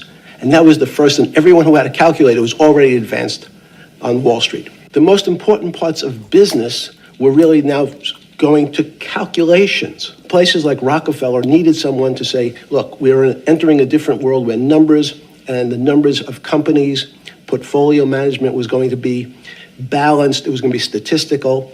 Jeffrey, could you come on the board, potentially sit on the finance committee? So we're honestly supposed to believe that Jeffrey Epstein got onto this prestigious Rockefeller board because he had a calculator, but also that he's the smartest guy in the room, the smartest man on Wall Street. And let's not talk about those horrific crimes he committed because, you know, he's not really such a bad guy after all. But it wasn't just Steve Bannon that was trying to humanize or giving advice on how to humanize Epstein. It was also Richard Branson, the famous billionaire. He was caught emailing Jeffrey Epstein saying, "Dear Jeffrey, it was really nice seeing you yesterday. The boys in water sports can't stop speaking about it. Anytime you are in the area, would love to see you as long as you bring your harem." I don't know, that's not that ambiguous, guys. I think we can imagine what that means. But anyways, he says, one, I think if Bill Gates was willing to say that you've been a brilliant advisor to him, that you slipped up many years ago by sleeping with a 17-and-a-half-year-old and were punished for it, that you've more than learned your lesson and have done nothing that's against the law since. And yes, as a single man, you have a penchant for women, but there's nothing wrong with that. Anyway, something along those lines. He's giving him PR advice. How to get your reputation back. Hey, Jeffrey, privately, I loved you. You can come back anytime with your harem. Jeffrey Epstein responds, nice seeing you. Thanks for your hospitality. I appreciate your public relations thoughts. Now, according to the New York Times, a Branson representative said the two had a business meeting and stressed the women were adults and had not attended the meeting. All above board. That's what everyone says, by the way. Remember what Elon Musk said, right? That's the playbook. Admit nothing, deny everything. Speaking of, remember Howard Lutnick, who we showed on video saying that he had never seen Epstein since 2005. So I was never in the room with him socially, for business, or for even philanthropy. If that guy was there, I wasn't going because he's gross. Although also calling him the greatest blackmailer ever. This guy was the greatest blackmailer ever. Well, also according to the Times, Lutnick said he spent zero time with him, even though there are emails basically to the contrary, where Epstein is saying, nice seeing you after the conviction. I mean, these people, not only are they lying, they won't even admit when they've been caught lying. But now let's talk about Prince Andrew, too, who was caught lying over a woman at some kind of a party. I mean, just not a good, this is not doing you any favors, you know. I know Prince Andrew soon will probably be on the comeback tour. It's going to be a bunch of highly paid PR execs. Maybe Steve Bannon can jump in, shoot another 5-hour podcast trying to rehabilitate him. Like, Prince Andrew, what's the secret behind the royal family? Look, excellence takes drive, work. Shut up. the smartest guy in the room. But again, has he admitted anything? Has he denied everything? Now, we should also probably talk about Noam Chomsky as well, the guy behind the book Manufacturing Consent, which in hindsight, maybe we should have suspected something. But either way, he also sends some reputational advice to his buddy Jeffrey Epstein. He says, I watched the horrible way you've been treated by the press and public. It's painful to say, but I think the best way to proceed is to ignore it. When the vultures dearly want is a public response, which then provides a public opening. In general, I think it's best not to react unless directly questioned, particularly in the current mood. That's the best advice I can think of. Noam. Now, he sends that to Matthew Hiltzik of Hiltzik Strategies, who is a also famous PR guy, I guess, trying to help Epstein, I assume, who responds, I think that is wise. Now, later talking with Bannon, Epstein loops in Hiltzik again. He says, Matt Hiltzik thought your idea was epic. Hypocrisy of the liberal left. And he says, yep, he would confidentially like to sit and help if you like. This is Matthew Hiltzik. You know, a lot of powerful people basically were bending over backwards, left, right, center, trying to rehabilitate this guy's image. And the question is, why? Why were all these guys so interested in their precious Jeffrey Epstein if they had no involvement? I mean, that's the part I can't figure out it. Because all of them deny it. All of them don't admit anything. And so what exactly is the problem? But now it's time to talk about Elon Musk's brother, Kimball Musk. He was also in the files. Jeffrey was copied on an email talking about Kimball's 40th birthday, where the password to the secret party was riot. And then in all caps, Boris, the sender of this email, says, I am not joking about the password. This was in 2012 in September. And now that's important because a little bit later, Kimball Musk is emailing Boris Nikolic and Jeffrey Epstein, and he's talking to them about being connected with some redacted name and saying, I believe you both played a role, whatever that means. Now, whether this was at the party or, you know, right after their meeting in October, I don't know. But what's interesting is Boris responds and says, Kimball, just FYI, you better be nice to redacted. Jeffrey goes crazy when someone mistreats his girls/friends, so better be very nice to her. Kimball Musk responds, message received, wide and clear. Then he says, seriously, I'm very happy with my time so far with Jennifer. She's great. Now, again, was that supposed to be a redacted name we just read? Like, I don't know. They've been redacting it in earlier emails. Then all of a sudden you just get Jennifer. I can't really figure that out. But what I can figure out is that a little while later, a few days later, Jeffrey Epstein gets an email. Now, we know Kimball credits the meetup and says Boris and Epstein were responsible in some way for this. But now Jeffrey Epstein's being emailed about Jen's schedule. Is that Jennifer? I mean, it seems like it because Jen's schedule for the rest of the year, and it seems like the assistant has copy and pasted Jen's response because she says, Sue, these would be dates in November, and then starts saying, you know, this, she can go to New York. She says the 29th to the 7th, she's free. Kimball to New York. Then she says, Kimball, Jen, London. Kimball, Jen, London to Morocco, ? Then she has a break, and then it's Jen, Kimball, St. Bart's, assuming we're not sick of each other by the end of November. Now, I can't figure out why is she running this schedule about when she's hanging out with Kimball, who Jeffrey set her up with. Like, why is she running this by Elon Musk? To be clear, I don't know. You know, there could be, I guess, innocent explanations for this. Maybe, I don't know. But all I see are constant, powerful people either being introed to girls, talking about the harem, talking about beautiful ladies, and the FBI, they can't figure it out. They have no evidence to even investigate third parties. Why? I guess because they're rich and powerful. Around the world, we're seeing resignations. We're seeing people lose their status. But here in the United States, we've got like multiple presidents in the files. We've got the world's richest man in the files, several of the world's richest men in the files, and we just can't drum up any kind of evidence. It's just incredible to me. Now, I also want to talk about another rich and powerful person, and that is Peter Attia. He's a podcast bro. He's a longevity expert. And actually, funny enough, I read his book, and that's going to come into play here in a second because, oh boy, did I get some additional context. But let's start here with something that Peter Attia sent Jeffrey Epstein. He says, subject, got a fresh shipment. And then Epstein responds, me too, and there's a completely redacted image. Is that a girl? Or is this bad redactions? You know, we don't know, although we'll find out in a second because later Peter responded to this. But Peter says, please tell me you found that picture online. Jeffrey responds, got a fresh shipment, afraid not. Peter responds, you know the biggest problem with becoming friends with you. The life you lead is so outrageous, yet I can't tell a soul. Why, Peter? Why can't you tell a soul? Why don't you tell us now? Now that it's all out in the open, why don't you tell us why you can't tell a soul the secrets or the life that Epstein leads? And then we get another redacted photo, right? And then some more images. And Peter says, please tell me that's not where you actually are.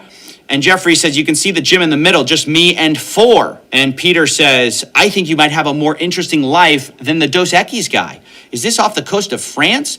No, it's my island in the Caribbean near St. Thomas. If you go to the Google Earth and type in Little St. James. Beautiful. Isn't that nice? Behind closed doors, it's beautiful. In public, you know, we'll hear about what a monster this guy is, right? But behind closed doors, when nobody's watching, it's beautiful. Man. There's some other stuff Peter Attia said, which I'm not going to get into. I don't think it's very, appropriate for medical professionals to be saying such things. But, this wasn't all business, right? This wasn't just doctor-patient kind of stuff. There's a lot of guy talk, a lot of banter between the fellas about ladies. And maybe that's why Peter Attia says that hopefully Jeffrey Epstein is in town when I'm back in 2 weeks. I go into Jeffrey Epstein withdrawal when I don't see him. So guys, these two were close. I mean, apparently so close that, Peter Attia goes into withdrawal when he doesn't see him.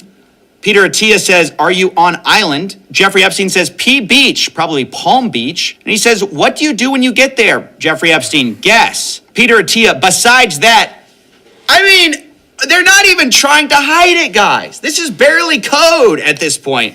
What do you do? Guess. Well, besides that, Jeffrey, we know what you do, right? So it's so funny that the FBI is like, we don't know. We can't tell what's out there. We have no evidence, right? No evidence that could predicate an investigation against uncharged third parties and then proceed to dump on us a ton of evidence, at least to investigate, right? I'm not saying these people are guilty. Obviously, all of them deny, don't admit, blame other people, say other people are responsible for everything. So that is taken as a given. I am not accusing anyone here. I'm just saying, seems like we got a few leads here, fellas. Some people to look at. Now, I want to address the fact that Peter Attia has actually responded to this whole debacle. He says the following email is what I sent my team last night. I sent a similar... Hey, Sergeant Donut, my bad if I missed your chat. W Sled. My bad if you left already, but appreciate it, brother. W Sled. Version of my patients as well. You put your trust, your credibility, your hard work, what we built together. W Sled, Sergeant Donut. I take that responsibility seriously. You deserve a complete and honest account of what did and did not happen. I apologize. I did not get this out sooner. I wanted to be thorough. He said, hey, he's still in the chat. What's good, Sergeant Donut? I was not involved in any criminal activity. My interactions had nothing to do with his abuse or exploitation of anyone. I was never on his plane, never on his island, never present at any parties. That said, I apologize and regret putting myself in a position where emails, some of them embarrassing, tasteless, and indefensible, are now public. So it's this apology. He addresses some of the things, and he says that some of it's just banter, right? Like I said, it's just guy talk, whatever that means. He claims that his got a fresh shipment was in reference to a photograph of bottles of metformin, and then Jeffrey responded with a photograph of an adult woman. I responded with crude, tasteless banter. He says one line in that exchange about his life being outrageous and me not being able to tell anyone is being interpreted as awareness of wrongdoing. That's not how I meant it at all. What I was referring to poorly and flippantly was the discretion commanded by those socials and professional circles. The idea you don't talk about who you meet. I don't know, Peter. This seems like revisionist history a little bit. I mean, personally, to me, as I'm viewing this, third hand, right? Just from the outsider perspective. Now, Peter says he did ask Jeffrey about his 2008 conviction because all this happened afterwards, right? He characterized it as Christ. Yo, this cat, bro, just scared the living. He just opened the door by himself. He can open the door. Jeez, dude. That scared me, man. Related charges in 2018, I learned that this was grossly minimized. I was incredibly naive to believe him, and then later explains that in 2018, November, he read the Miami Herald investigative article, told him he needed to accept responsibility for what he did, and said he even asked Epstein to provide therapy to Epstein's victims, which is an interesting approach to have here. Now, the funny thing is, there are some more emails between Peter Attia that we need to read, because remember that he said he read this 2018 article from the Miami Herald. I believe it's this one by Julia K. Brown in November 28th. It's about Jeffrey Epstein assembling a large cult-like network of underage girls. But in December, Peter Attia says, home is very good, work stressful, making some changes. He asks him, what's the fallout from the recent story? Apparently talking about the Miami Herald. Now, maybe I just didn't see the emails, that where he was demanding accountability. I don't know what that's about. But Jeffrey Epstein says, same as usual, just tougher. Peter Attia says, legally, any change. Jeffrey Epstein, 0. So, I don't know. Maybe this whole, you got to provide therapy to, these victims happened. I haven't seen it yet. I definitely could see it. But it's just kind of shocking. I just kind of don't buy it. Like the whole, is there any change legally? That more sounds like you're covering yourself. I mean, just to be honest. But maybe I could look past all of that if not for the thing we're about to see, which just in my mind is maybe the worst thing I've seen in the files. Not for its, explicitness, the amount of simping that people did for Jeffrey Epstein. Now they all say, oh, it was a personal mistake, blah, blah, blah. I regret it. I didn't look into it enough.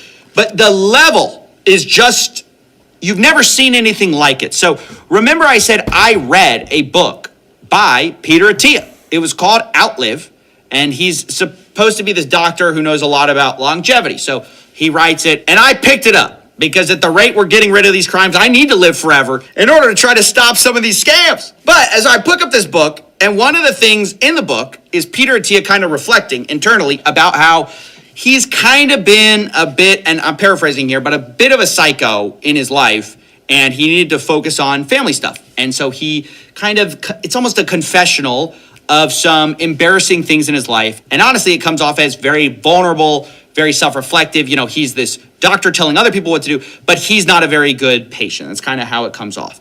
And one of the stories is awful. I won't go too much into it, but basically his son has this horrible medical emergency. It's described in this book like this.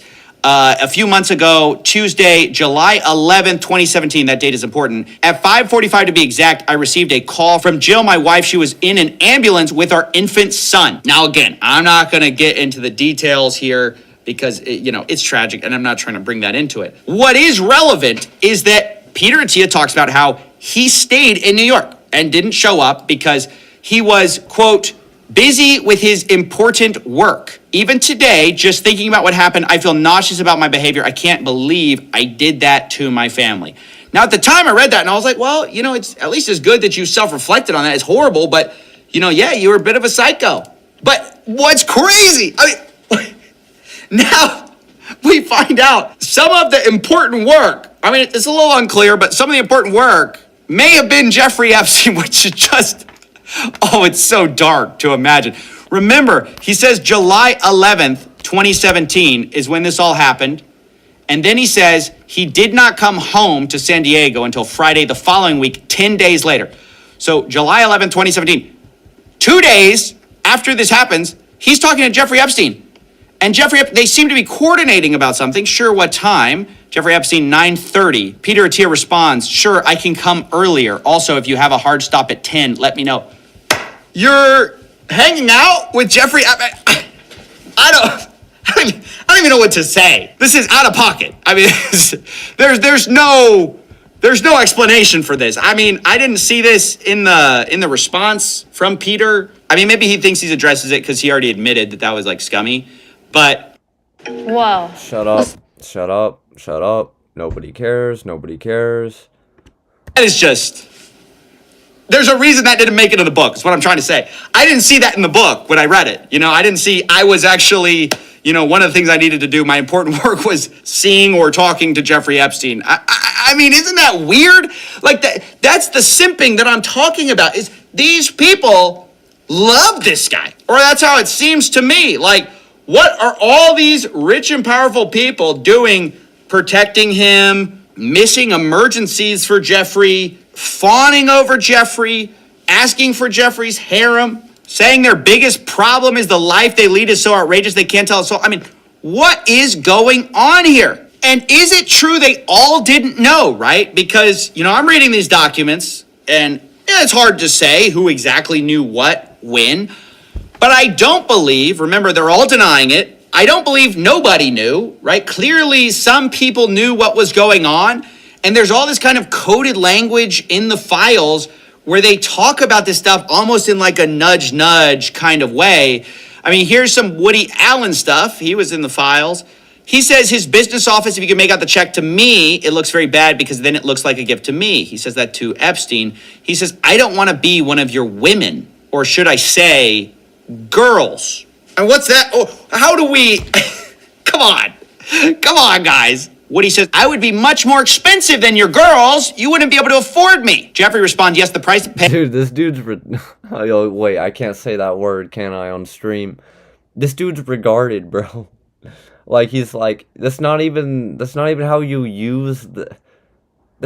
He's doing it wrong. He's saying, yeah, I don't want to be one of your women, or should I say, girls. Like, when you do that, the second thing is supposed to be more coded. Even less obvious. But he just straight out admitted the crime. He's like, that's like saying, yeah, you got that stuff I was asking for? Or should I say, the heroin that I gave to you last night, illegally in front of 3 cops? Like, dude, you're stupid. That's not even the right way you're not doing it right. Would be too high. Woody says this will be a beautiful friendship.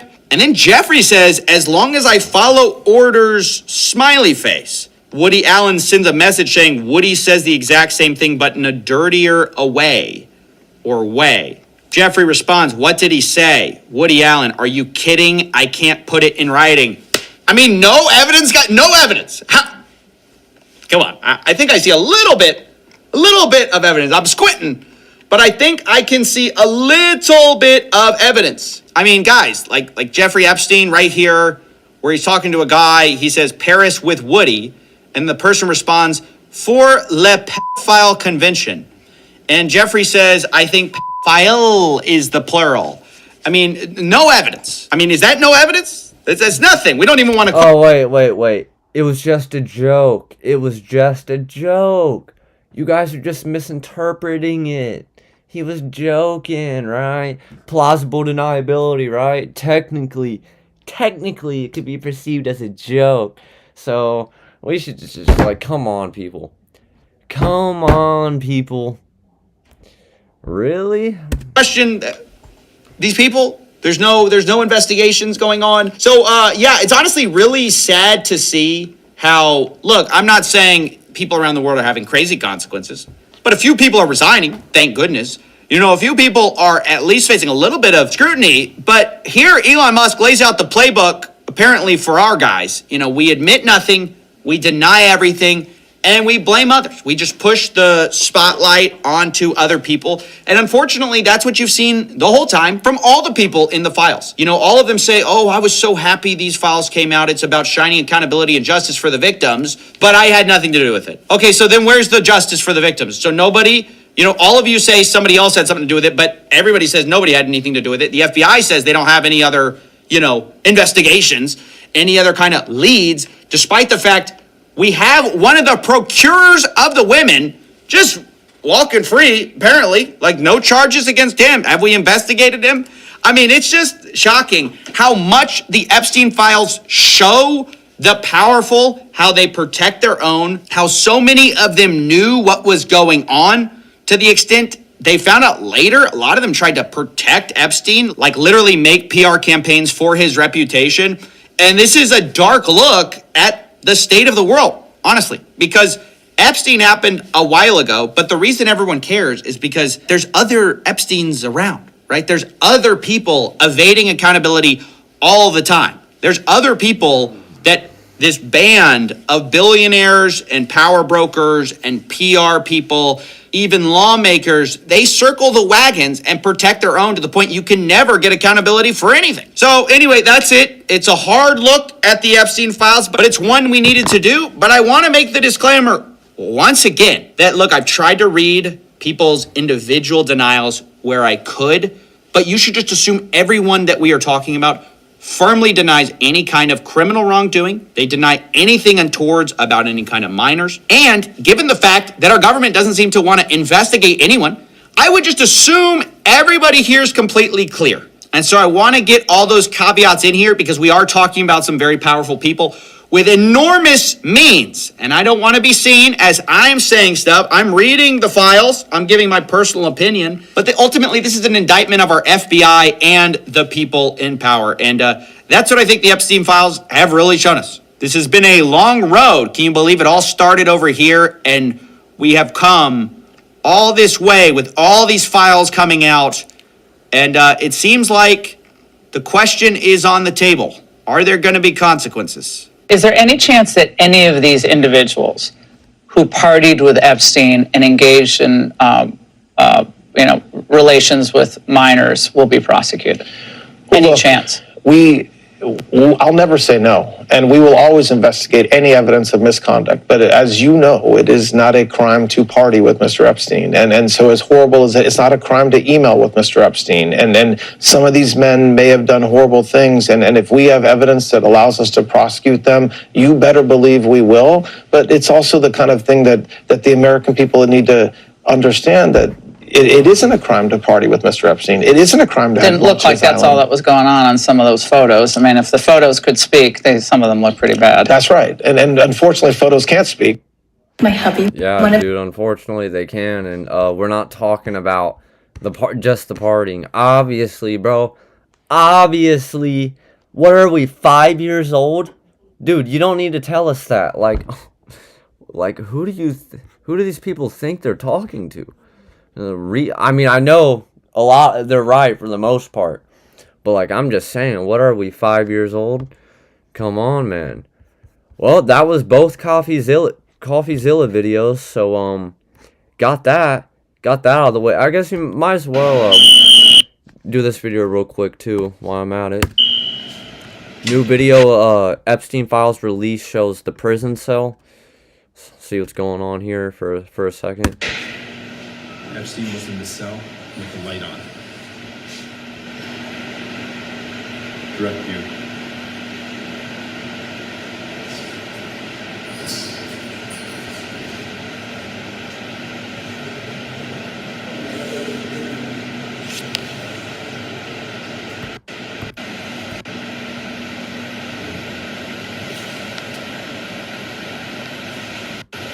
Cell, and here. Epstein's cell, shower area for the ship.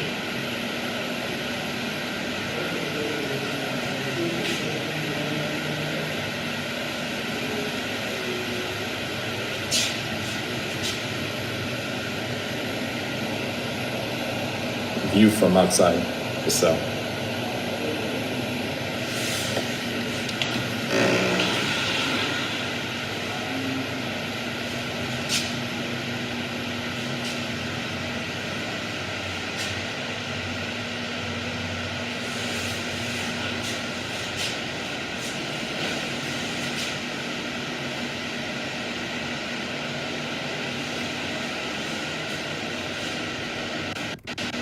Well, I mean, I guess this doesn't really add to anything, really. I mean, the only thing about this is how the cameras conveniently turned off, right when it happened, and how his neck was literally broken in a spot where you can't do that hanging yourself, really. Like, that's not, you have to be violently, like, y'all know what I'm saying. But anyways, I had that in the queue because I thought that might come into play somehow. While I'm at it, might as well, this is kind of unrelated to the main topic. I'll just scan over it real quick. Kai Cenat is completely compromised.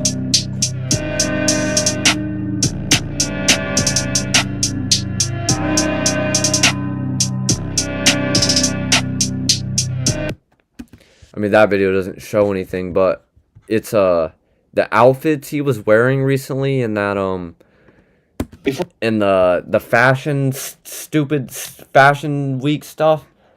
You could just tell he knows he looks like a regard in that outfit, and like he just looks stupid, and like he looks like he doesn't want to be wearing it, and it looks like he's doing it just because it's one of the things he's going along with the program. Anyways, I might do a whole separate stream on that, whatever, whole separate video. But yeah, Kai Cenat completely compromised, in my opinion.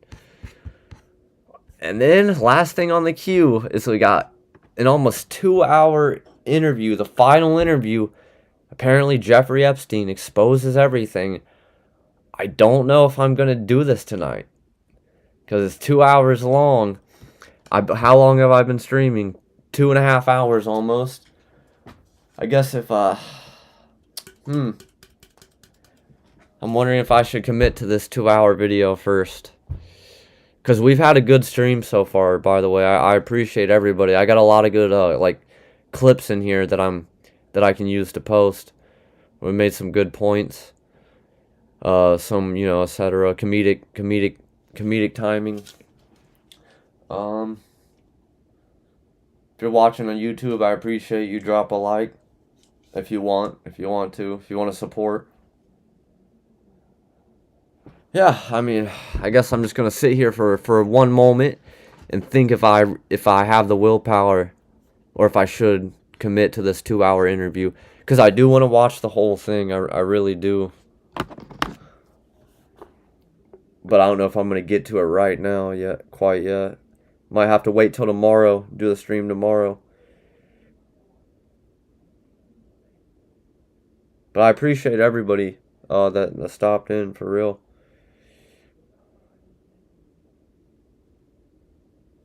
Yeah, well, you know what? Sorry, I'm being indecisive. I can't decide if I should do the stream or not, or this video or not.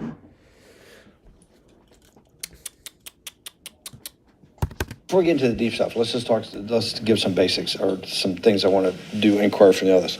Walk me through the Santa Fe Institute. What was it about the time at the math? And this was in the late 90s. So they're not going to hear me on this part, right?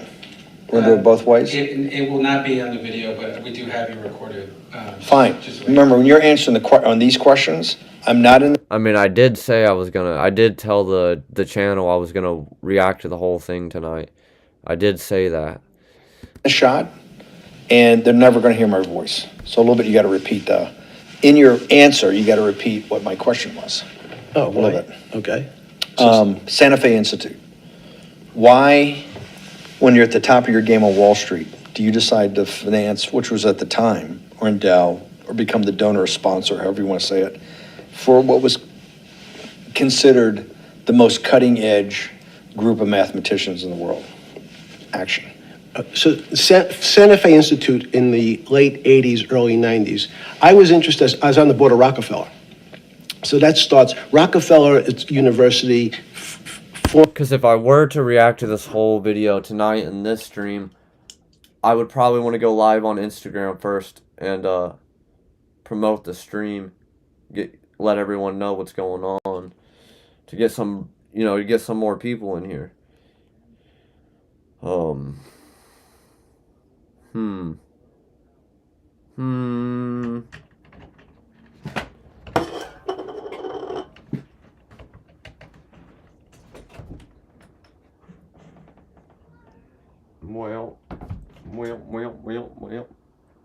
Pete the cat.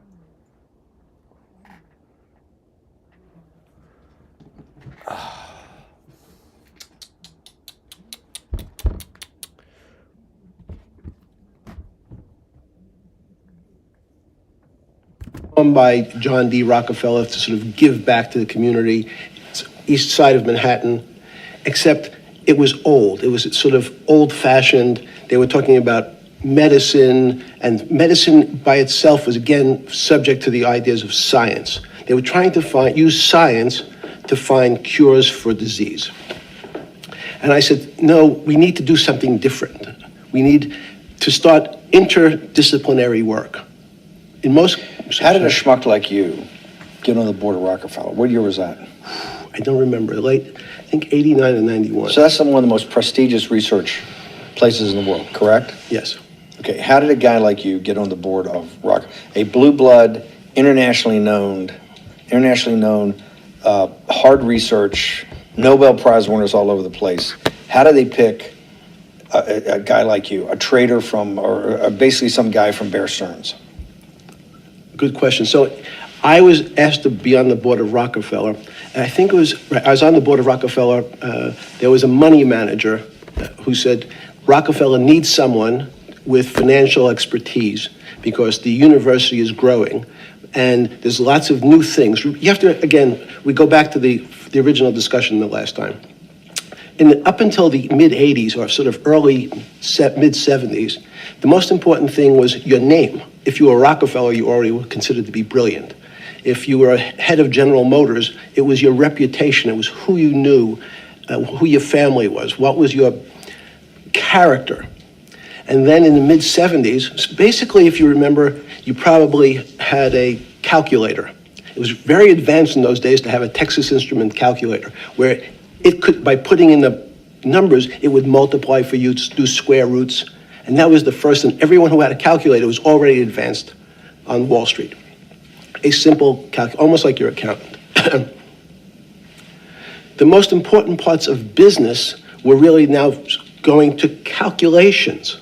So it's not only mathematics, but it's things that could be calculated. Reputation couldn't be calculated. I could give you, are you a 10 on a reputation scale, an 8? What does it mean to have a measurement of your reputation? We'll get to that later. But places like Rockefeller needed someone to say, look, we're entering a different world where numbers and the numbers of companies, portfolio management was going to be balanced. It was going to be statistical. Jeffrey, could you come on the board? Potentially sit on the finance committee, Nancy Kissinger and a bunch of other people. And David Rockefeller and I got along very well. He was this unbelievable human being. Respectful to everyone. He introduced his driver as his colleague, not his driver. He would never say, this is my driver. He said, it's my colleague. And David started to explain to me world politics. So David would say, Jeffrey, money is going to be sort of the most important things. People don't understand money. You seem to have this knack for money. I said to David, tell me about your life. What was the worst and the best part of your life? So David said, when I grew up, everyone knew I was a Rockefeller. They didn't know that my father told me he would not leave me a dime. No money. But every time we went out to eat, me and my 5 friends in school, they would leave me the bill. They would expect me to pick up the check because I was a Rockefeller. And he said, I was chairman of Chase Bank. And he said, I remember like it was yesterday, one of the headlines in Time magazine said, David, please fire yourself. So he thought that there was a world that existed that would be a combination of both politics and business and leadership. What do I mean? He formed something called the Trilateral Commission. The Trilateral Commission is some spooky stuff. People said it was something, the Illuminati, there's some mystery about it, people that ran the world. It was politicians, but David said, most countries, the politicians get elected for 4 years or 8 years, separate from the royal families in England or in the Middle East. Someone's there for 4 years and then they're not there anymore. The most important people to have stability and consistency would be businessmen. So he formed this trilateral commission of businessmen and politicians from 3 major continents. So it was the North Americans, the Europeans, and the Asians. So he said to me, would you like to be on the Trilateral Commission? Now, I was 30 years old, 32 years old. I said, great. And he said, well, you have to fill out this application so they have your bio. And I looked at the list of people, and it was Bill Clinton, former president of the United States, Paul Volcker, every great leader in America, the Asians, the Japanese, and with a very long description of their history. And they asked me to fill in what I would like to have written. And I wrote Jeffrey Epstein, comma, just a good kid, which I thought was funny, nobody else did. So in answer to your question, at that time I recognized around the world that monies and currencies were not really well understood. But again, it was only numbers. So numbers, and I'll get to the fact that it was bad thinking. Numbers are very good. Are most people that you meet, even on a trilateral commission, when you meet most people, do you find most leaders financially illiterate? I'm not gonna lie, it's kind of already intriguing. It's already kind of it's interesting. He's already dropping some pretty wild information. I might have to watch the whole thing in this stream. Well, I guess I'll keep letting it roll. Economically illiterate. For right now, at least. I'll let him cook for a second. Most political leaders don't come out of a background of finance. Not that he's cooking or anything. I'm just saying, political leaders come out of a background of being popular. So in some of the countries, in some of the African countries, for example, they might have been a military person. They were a general. In some of the African countries, they might have been a disc jockey. Or in our country, they would have been an actor. The knowledge of money they don't have an expertise, they have no degrees in finance. They really, and this is one of the major problems, their expertise, if they have any financial knowledge, is of their own checking account or bank account and filling in their own taxes. So many world leaders who don't really have a financial underpinning make fundamental errors when it comes to money on a country or institutional level. Let me give you an example. If you, Mr. Bannon, if I said your assets increased last year, you'd say, that sounds pretty good. And I'd say, what does that mean to you? You'd say, well, I have more money. I guess I'm wealthier. I'd say, yes. And if your debt increased, would you feel wealthier or poorer? You'd say, well, I don't want to have increased debt. I don't like the idea of that sound, increased debt. Now, that and world leaders understand when their assets go up, they feel better. However, institutions like banks, things that people don't really understand are financial underpinnings of banks. When I say your bank, Mr. Bannon, you have the Bannon Bank, you doubled your assets. Sounds good, but what does it really mean? It means people owe you more money. You don't have any more money. What? Yeah. A bank's assets are how much it is owed by other people. That's crazy. So if the bank goes from $2 billion of assets to $10 billion, it means people owe it an additional $8 billion, but their assets have gone up. So the terminology of assets and liabilities is different for banks. It's not natural. And what most people, and you ask questions about world leaders, there's many people, I think your old boss Mercer understood, there's a fundamental part of money which is called fractionalized banking. And fractionalized banking is something that finance people understand, And the people on the street, and when I say people on the street, that's where I was when I started on Wall Street, would find it impossible to believe. Impossible. Why? Bang Bank, I give you $1. Just one single dollar. In our system of banking, I would say, okay, Steve, I gave you $1. How much could you lend out to your friends? And your natural reaction would be probably something less than $1 because I want to keep something in my pocket. The way our system works is if you as a bank are holding my dollar, you can lend out an additional $8 or $9. No, it's impossible. I only have $1, Jeffrey. We have something called fractionalized reserves, which is if you have 1, you can lend out 9. That's the way our system works. And so not only do... That's wild. And I'm not gonna lie, this dude is actually... He must have a pretty high IQ. Because he's not stupid. That's for sure. He's not stupid. Might be evil. But he's not stupid. World leaders not... Well, he is in the sense of, like, the way that he's lived his life. And, like, he is stupid in the long run. Like, you know, like, he is stupid in that regard, like, when he's going to be paying for all of this. I mean, he's probably already paying for all of this.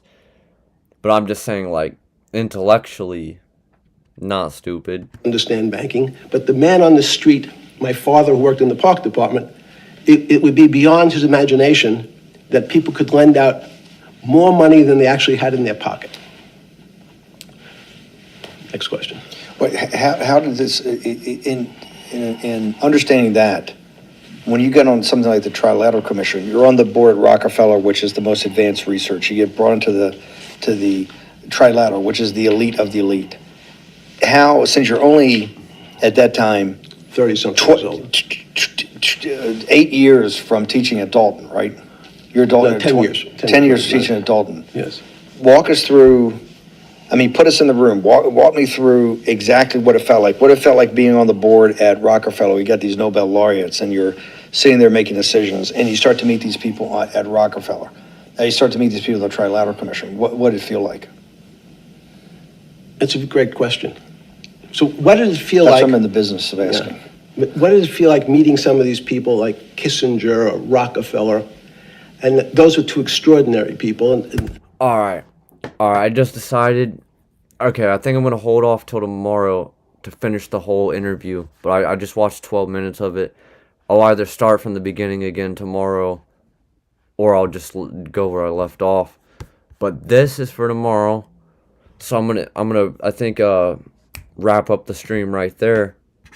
But I appreciate everybody watching. I really do. God bless all of you. And I will be back tomorrow at, I'm going to say 7 p.m. Eastern Standard Time, but that may change. So follow me on Instagram and get in my channel, or join the Discord server so I can notify you guys if you want to, or just subscribe to this channel if you're watching on YouTube, and you'll be able to get notified tomorrow when I watch the entire thing. But yeah, I really appreciate all of you guys, and yeah, I think I'm going to wrap up the stream. So, peace, everybody.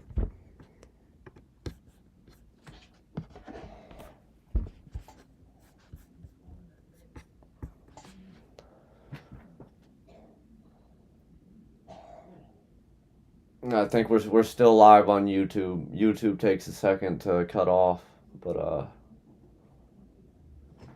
Peace YouTube. Whenever your version of the video ends. Actually, I think Kick's still going too. Yeah, it's having trouble shutting down. Well, that's a problem. If it can stop mid shutdown, it's kind of an issue. Yeah, well, it seems we're still live on YouTube, so I guess the stream does not want to stop. But I guess I'll have to like force close OBS. Yeah, that's what I'll have to do. Well, thank you everybody. Really appreciate you.